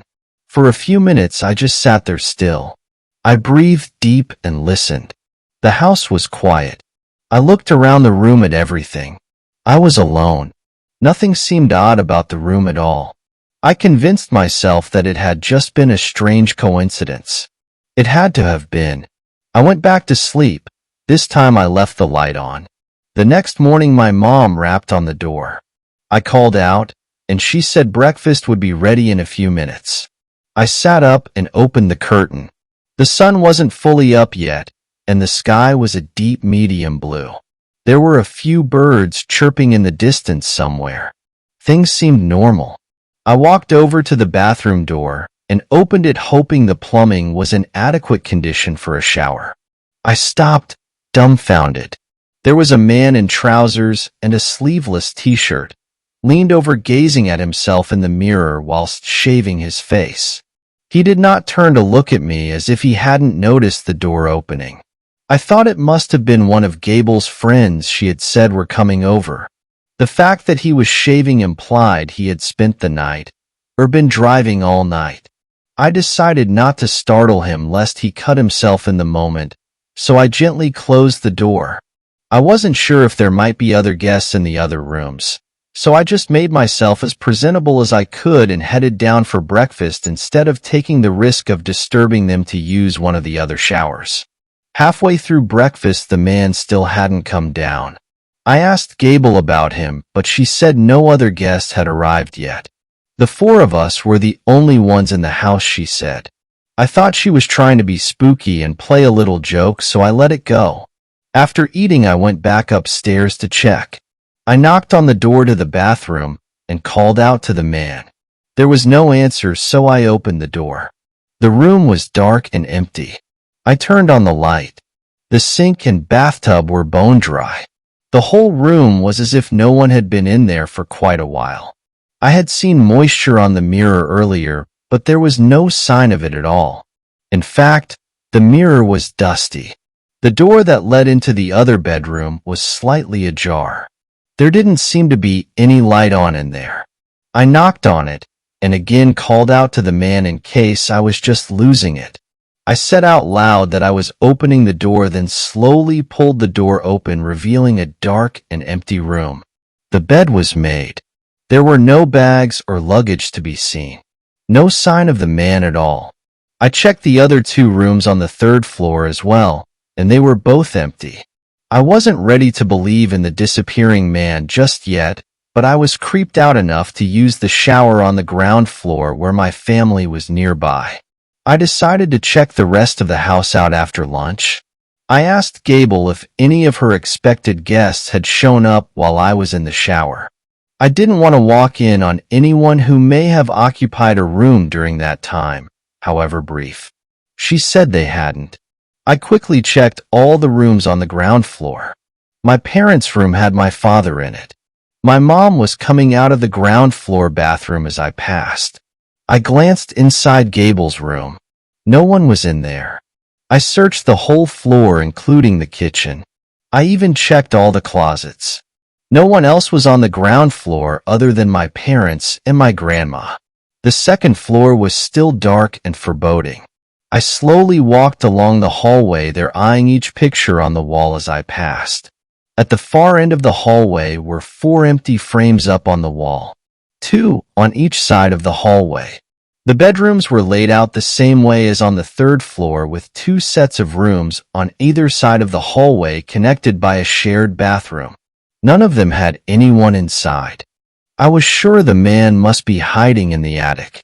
He must have been a squatter, living there without Grandma Gable's knowledge or permission. She never went upstairs anymore, I thought. She couldn't climb the stairs at her age. That has to be it. He's a squatter. I ascended the spiral staircase cautiously and slowly entered the attic. The only light up there was coming from the round window. It dimly lit the room but failed to illuminate the dark edges on either side. And in those spaces was clutter, boxes and papers. I could see the edges in dim black and shades of gray. There was enough room for a body to be lying in the dark there.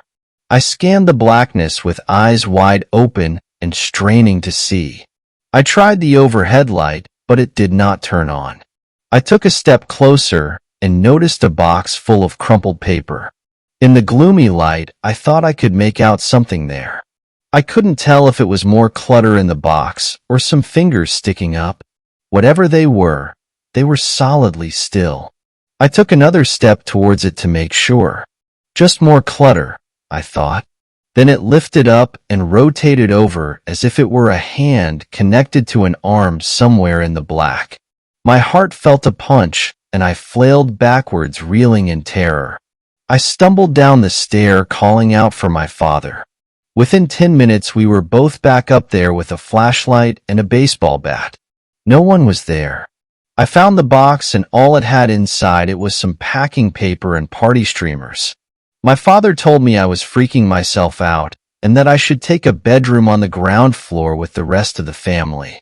He researched the entire house with me to set my mind at ease.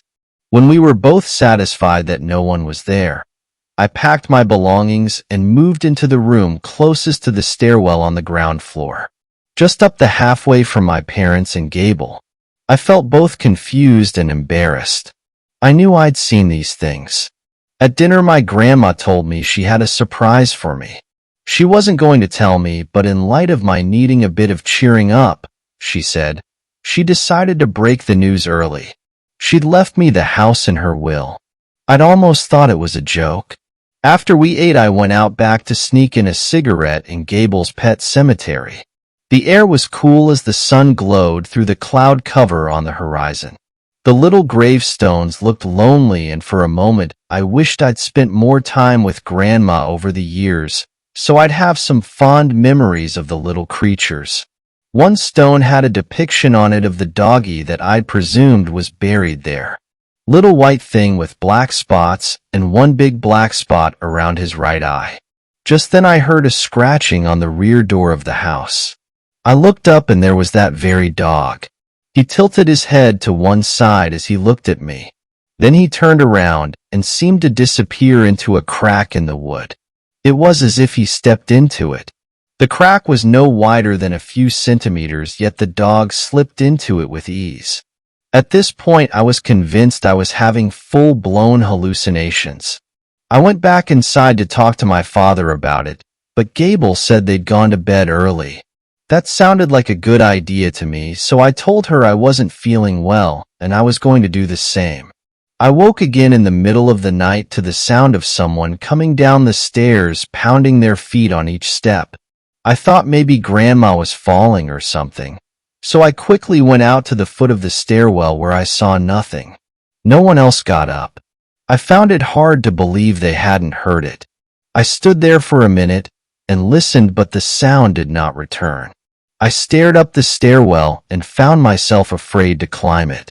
I knew I should check to see if Grandma had gone up there and needed help, but I was reluctant to do it.